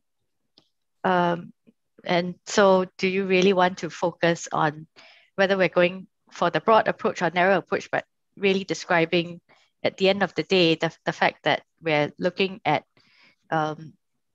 categories that go beyond just listed entities, and at the same time allowing PAOs to and national standard setters to refine what's within each of those categories. Yeah, that's it. Thank you. Thank you, Caroline. And Sadia. Thank you. I tend to agree with both the previous speakers. The first thing I should say is thank you to the task force for sharing with us some of the preliminary thinking. I too agree with the broad approach. I also think that we shouldn't be defining it. When it comes to the consideration of removing D and E, I wondered if, before we remove it, if there is consideration whether any words can be added to those bullet points to differentiate the big type of pension funds from the smaller type of pension funds, which would make it easier to address the unintended consequences that has been raised in respondents. Thank you. Mike, you want me to stop or shall I continue? You have any comment on the question so far? Why don't you continue, because there's been the same thing, and let's just pick up the other. I think there's only a couple of other hands I can see at the moment. So we'll do. Junpei. Yes. Thank you, Mr. Chairman. Thank you, Maga, for your hard work on this. I'd like to support task force's direction. I understand there are some opinions against the broad approach. I'd not agree with discussing this by the number of agree or disagree. I believe that it is very important to perform careful analysis on respondent attributes and its opinion as task force performed before determining the direction of further consideration. I believe considering the response to the feedback, it might be good to have the code to have baseline definition. That's my comment. Thank you. Oh, Mr. Chairman, you're on mute again. And Rich Huskin has his hand raised as well. Rich Huskin. Thank you, Stavros. Mike, again, thank you for your efforts here. And I appreciate you haven't fully digested everything that's come in. It's complicated. I don't know whether I view broad or narrow as the issue, but I do think that depending on how we might be able to better explain publicly traded. You might therefore eliminate the need for E, because that would bring in the kinds of entities that we were interested in. I am a little concerned that it's a bit unclear on publicly traded, and I may be misunderstanding some of the things I've read, so I apologize if I do, but it struck me that it seems to be that if I'm listed somewhere, but I don't trade, I might not be publicly traded. But what do you do the first time there is a trade? And then secondly, where does that leave every other financial instrument that can be exchanged, but is not regularly exchanged, like involving companies that otherwise we would have thought were private entities? So they could sell stock to another shareholder or something like that. And then I do support, I would support the elimination of D on, I actually think that the number of situations where any aspect of D not being a pension and benefit plans not being a pie has not been the issues that have come up in that regard. I believe that the issues have always been with the viability of the sponsor or sponsors that impact the plan, and not how the plan itself is characterized as pie or not pie. And so I'm not sure. I have looked at the comments where people are not as supportive, and I think there are some very practical points made there that probably we would not be doing damage to our public interest initiative if we left those out. So I'll pause there. Thank you. I do not see any other hand. Cam, do you? No, Mr. Chairman, can I just check, Junpei, that do you want to put down your hand, or do you have another? Junpei and Rich, can you please put down your hands? Yep. Okay, one thing I would like to comment, Mike, I am in agreement with the preliminary direction you are trying to take. I was just wondering about whether IOSCO was worried whether by our definition we're going to bring under the net a huge number of companies. Do we have any idea of the kind of population we might include that now is excluded? That's my first question. And I wonder if that's what they're worried about.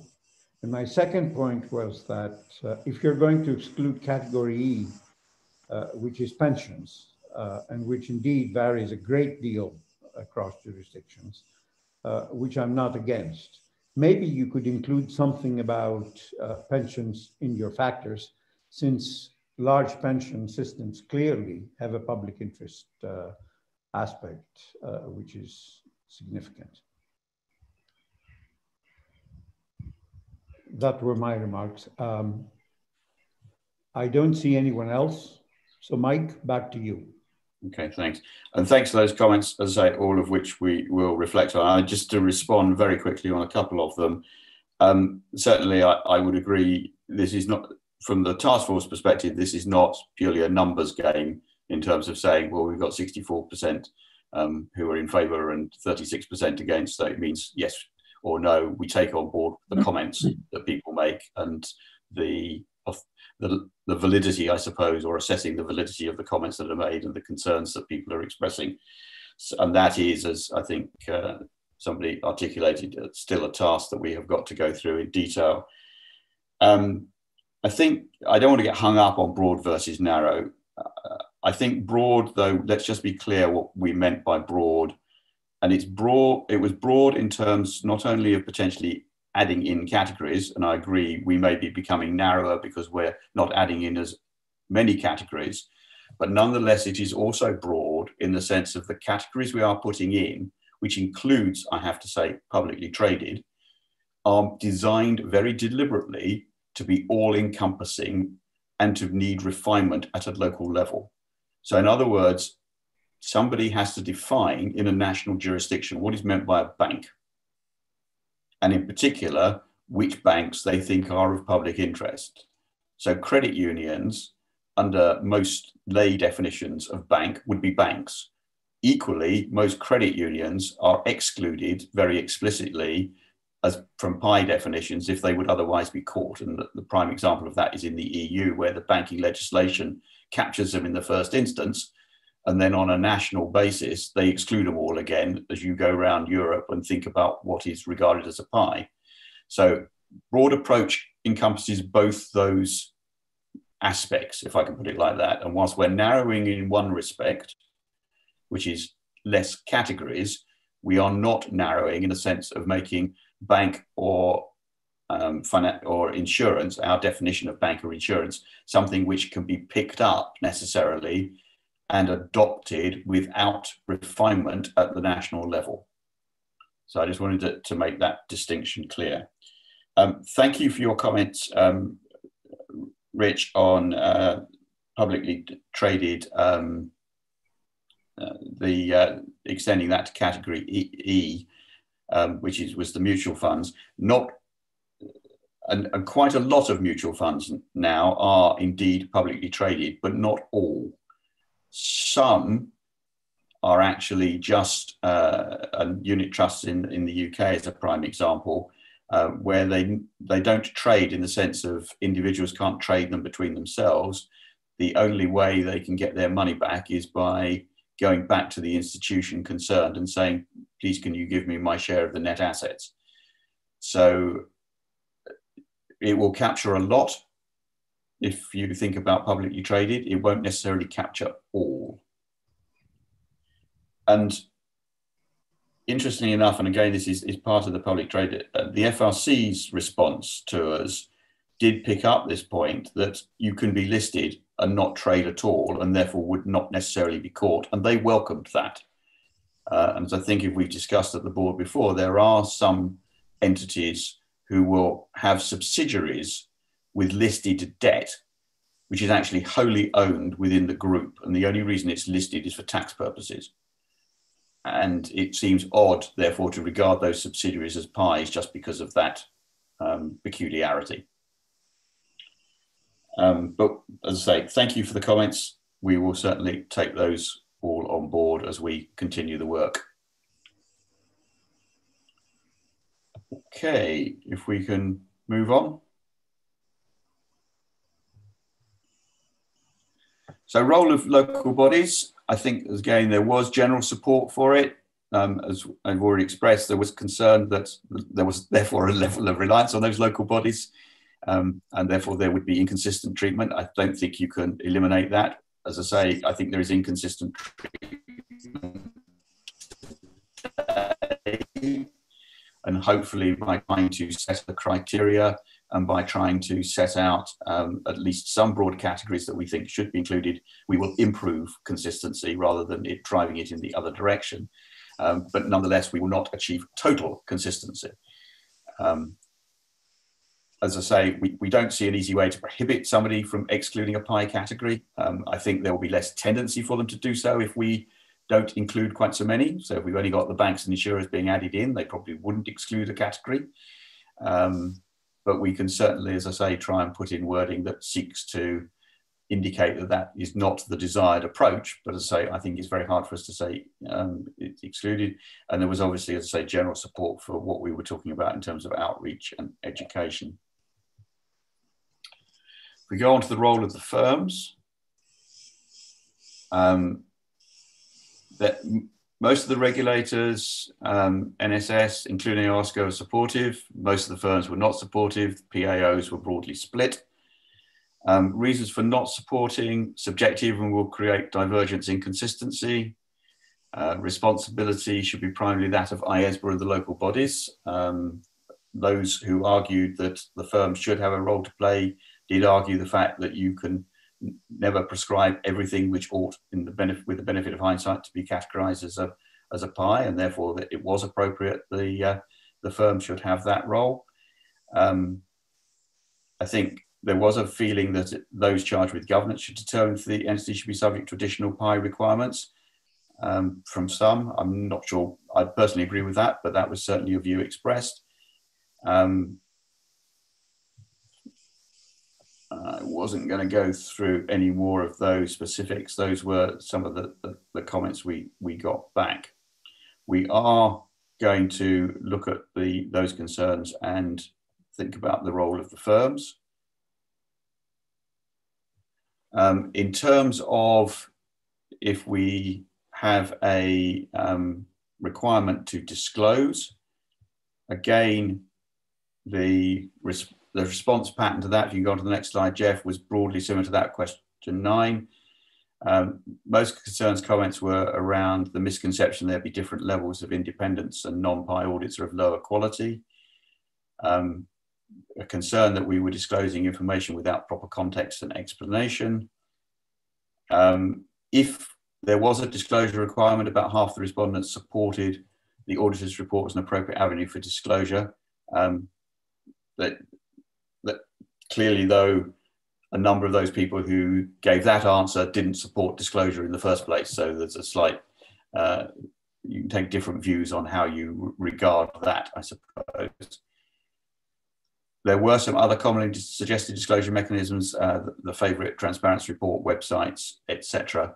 The IESBA is going to discuss disclosure in the auditor's report in July. In terms of the task force current thinking,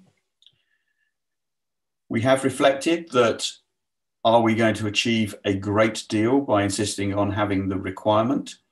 But particularly if we retain the disclosure requirement, there may be an element of market forces which will operate to ensure over time that there is a consistency about what is and is not treated as a PI for independence purposes.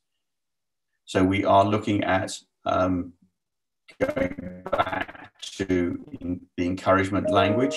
That is one suggestion. The other suggestion that the task force currently has is that we make it clearer that the disclosure requirement is actually around the firm's compliance with independence requirements. And if I express that slightly differently, if you're in the US, for example, and you say you're independent in your audit report, you make it quite clear whether you followed the independence requirements of the PCAOB or the independence requirements of the AICPA or the independence requirements of some other body. Each of those bodies only has one set of independence requirements, so it's very clear to all concerned, and stakeholders in particular, as to what requirements you have therefore complied with.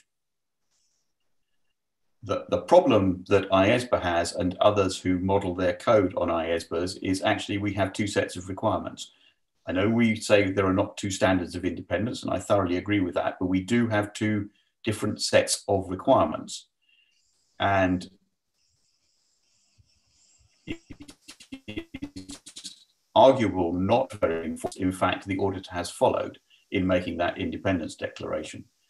So one of the thoughts that we had was to go back to not saying something's been treated as a PI, because apart from anything else, that has connotations as to, does that mean it's treated as a PI for the IAASB's purposes as well as the IESBA purposes, but to make it much more explicit that what we're talking about here is when we say an auditor is independent, what set of requirements is it against which that independence is being judged?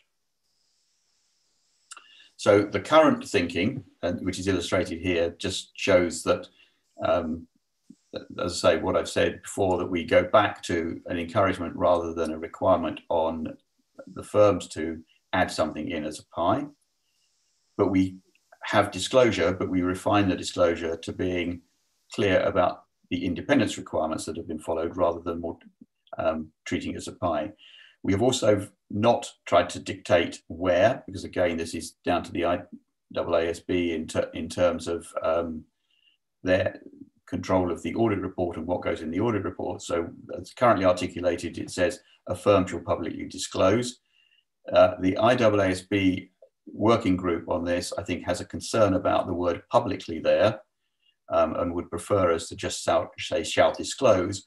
I'm not quite sure what that would mean, because I think the question, A, we'd get the inevitable question of disclose to whom, and B, if it wasn't public disclosure, I'm not sure it meets the objectives of informing stakeholders which set of requirements it is you followed.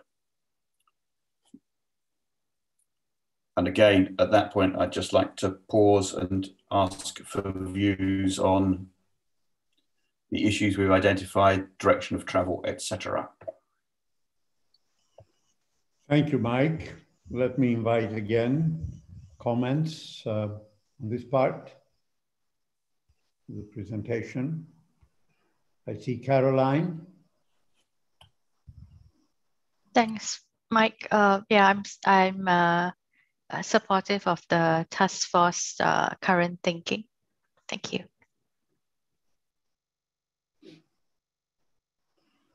Others?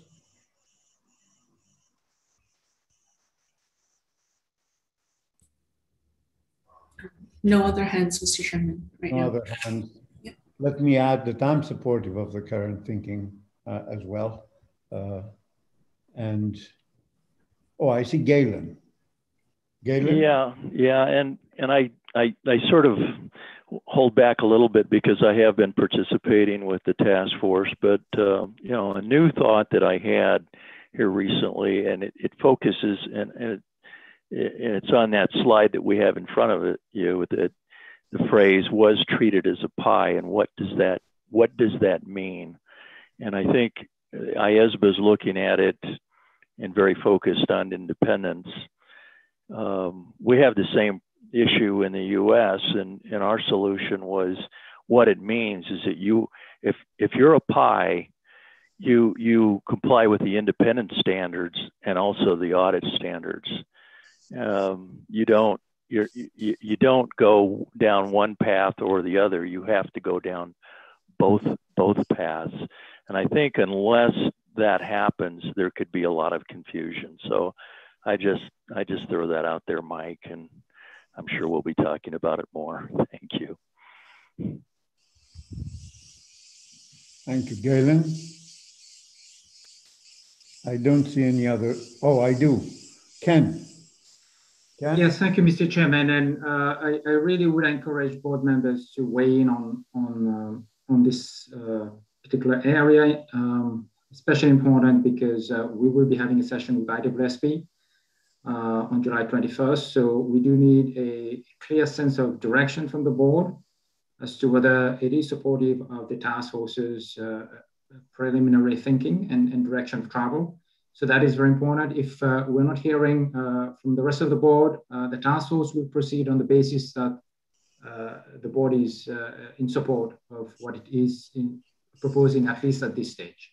So I just want to make it clear and really would encourage board members to come in and really express support or share any other comments you may have.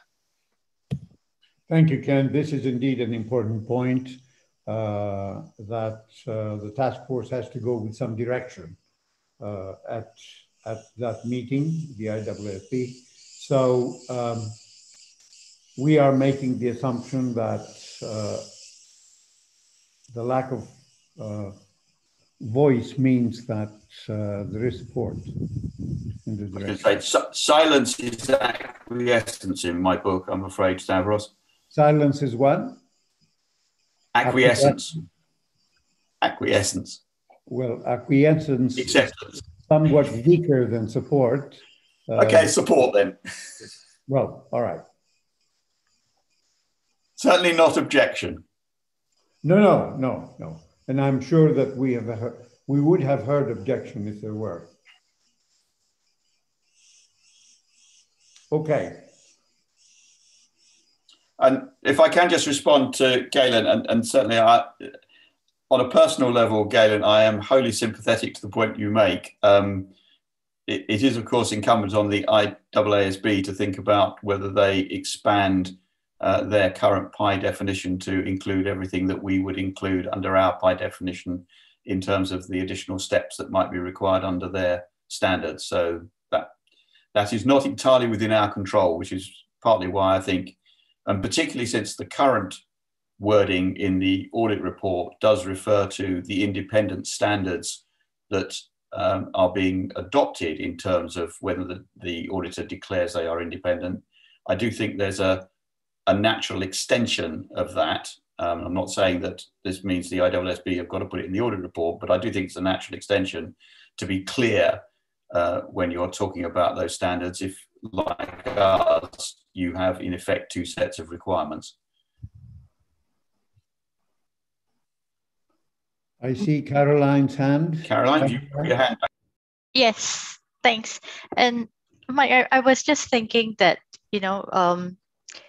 maybe it would help with the e-code to actually be able to pull out and draw those paragraphs that would specifically apply to a PI versus a non-PI. I mean, understanding that there are paragraphs that, or the rest of the paragraphs apply to all audit clients, but, essentially pulling out through the e-code, those that apply to a PI audit client versus a non-PI, and helping to then make it clear what compliance with independence standards applicable to audits of PIs would mean. Maybe that would help. Yeah, and it might not just help the practitioners, it might help stakeholders if there's an easy access to it. Yes, I agree. That might be helpful. Right, good point. Good point. Thank you, Caroline. Okay. I don't see any other hand, Mike. Okay. In which case, we'll probably get into the home straight because the rest of this is going to be, I think, comparatively self-explanatory. So people were supportive of not looking to review the definition of audit client at this stage. They were also supportive of us not proposing any revisions to Part 4B. In terms of effective date, there was half supportive of the proposed effective date of 2024, a number who recommended the effective date be extended, some suggestion of transitional arrangements. I'm not quite sure that transitional arrangements are particularly relevant because as far as I see it, if we have an extended date, but we are urging earlier adoption, that's a transitional arrangement in effect, because you've got to have a date, I think, at some point at which this kicks in, otherwise it will never happen. So we will look at that and we will reflect on it. But I'd be interested if the board's got any strong views one way or the other on the effective date. As I say, I don't think transition really works, but we ought to be open-minded on extending the effective date if people feel it is going to be difficult to comply with what we're suggesting, given, as I say, we always encourage earlier adoption if possible anyway. Okay.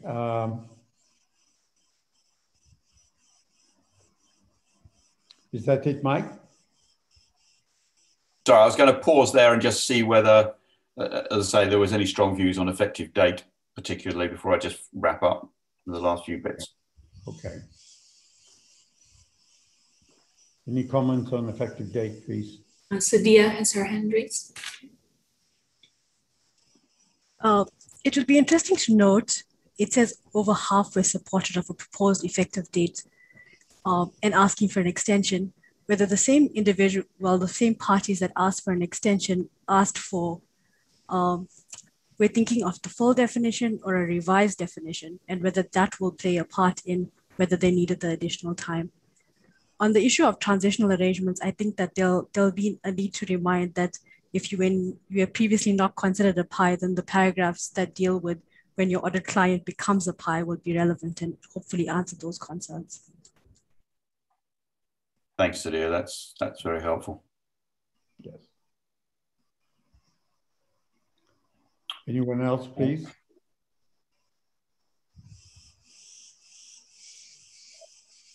I don't see any other hands. Do you, Cam? No other hands, Mr. Chairman. Back to you, Mike. Okay, thanks. So last couple of slides then. This was just, obviously the IESB will take the responses to their board in terms of the questions we asked effectively on their behalf. But I think there was general support for a common overarching objective, as we've discussed.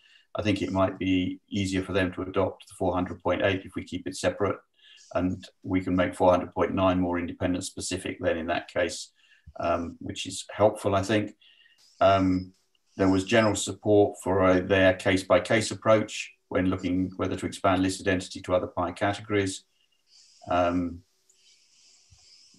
A few did include that it should be including IOSCO, and obviously there was also a recommendation of coordination with their less complex entity project. In terms of responses to question 15C, which was about including in the audit report, as I said before, because those who were not supportive of there being disclosure did, if there was disclosure, in some cases support putting it in the audit report. You got slightly different answers in terms of how you analyse the responses to 15C to 12, but essentially that is what that's the issue there. And we will obviously continue with the coordination with the IEESB as it indicates. And then next steps, we've got the IEESB Pi session in July. We will do some targeted outreach, the same primarily at this stage. IOSCO, we believe we need to have a conversation with. There is the joint CAG session in September, and we hope to bring back for the board a full analysis and our responses in the first read of a proposed change to the code. November, the IEESB have got another Pi session, and then we will hopefully have our second read and approval, providing all things go to plan, in December. And who knows, we might even do it physically in New York. Yes, that's what we hope, Mike. Okay. Thank you. Are there any? Thank you very much, Mike. This is great. Are there any final remarks by anybody?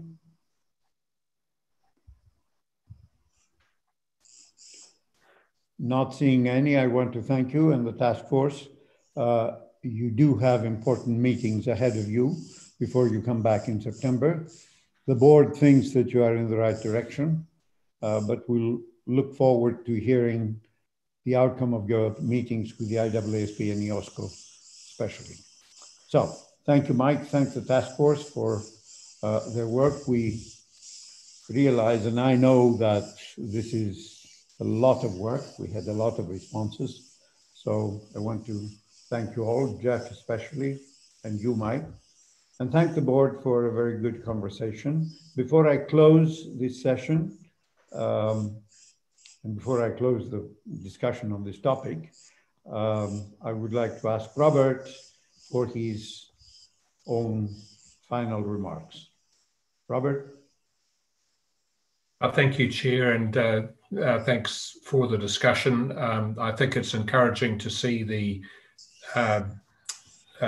board's response to the task force's thinking on this about the direction of travel, retaining the overarching objective and the broad approach is responsive to the public interest, I think, and also to the general support from the stakeholder groups. I think we'd be concerned about the prospect of removing entire categories from the broad approach. That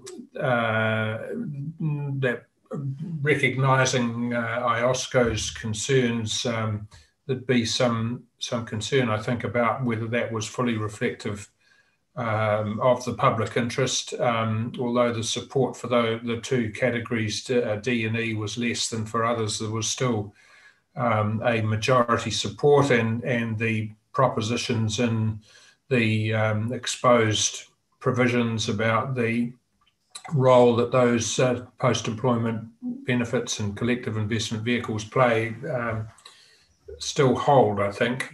So it's pleasing to see the general support at the board meeting today for retaining those, although there are obviously some practical issues to consider. And as Mike has stressed, the local body's role is an important part of the whole package. And just in relation to the engagement generally, and I think I made this point earlier along in the meeting, it's important to look at the stakeholder responses, not just in terms of numbers, but also in terms of the makeup of those. Excuse me. And the board and the task force are clearly doing that, which is good to see. But it's interesting that only IOSCO of the monitoring group members responded to the consultation, and so, Mike, it might be useful, having had a discussion with IESBA, and you've clearly got a good focus for that, perhaps to talk to some of the other regulatory bodies as well before you come back, and just bear all of that in mind as you go along. Generally happy with the direction of travel, and look forward to seeing seeing the project coming back again fairly soon. And Chair, if I can just, as a concluding comment to the meeting, thank the board for the very diligent work over the course of the various sessions. I think it was very well worthwhile devoting all of that time to the technology topic at the start of the meeting. It's very challenging, but it was very illuminating, I think, particularly with the blockchain presentations, and I hope the board got a lot of benefit out of that in terms of its future engagement with these technology topics. And the progress made on the group audits and engagement team project is also very satisfying to see. So thank you very much for having me with you. I'll see you again in September, and look forward to seeing the projects developing then. Thank you. Thank you very much, Robert. Ken, you have a point? Can't hear you. Sorry. Thank you, Mr. Chairman. Just very briefly in relation to outreach, whilst we still have engagement with the CAG in September that we will be holding, most likely in joint session. We're working on the agenda for the CAG. But in November, we have our National Senate Setters meeting planned. We haven't drawn up the agenda yet, but most likely we will try to find some time on the NSS agenda to really conclude our discussions with the NSS before we go to the board in December on the PIPE proposals. In relation to outreach with the regulatory community, let me just remind the board that EFIR have made it very clear that they will not and have not commented on the exposure draft, simply because as a global organization, they are not able to come up with a consensus view on the issue of the PI definition. So that we will not hear from them, and therefore we will not be engaging with them. And I would expect it would be a similar response or reaction from the CEAOB, that's the European audit regulators.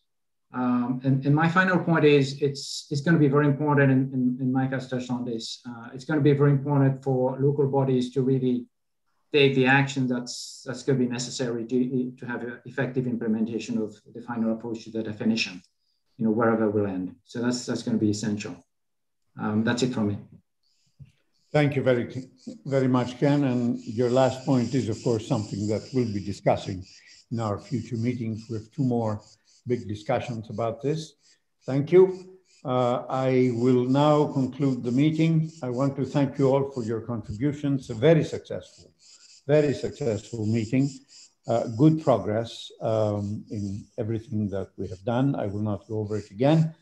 I want to thank the staff for all the work they have done. I want to thank the staff especially for organizing this virtual meeting. Seems to be seamless and easy, but there's a lot of work that has gone and is going on to support it. I also want to thank IFAC for making the platform and the technical support available. Thank you all. Best wishes. Please be careful, be safe, be well. Let us all hope that we'll be gradually putting this behind us. We do look forward to a virtual meeting in September where we'll see each other again. But, and as Mike said, that the approvals we have to do in December will be done in person. So thank you all. Have a good summer and see you in September. Bye-bye. Bye. Bye-bye. Thank Bye, you. everyone. Goodbye. Thank you. Bye-bye.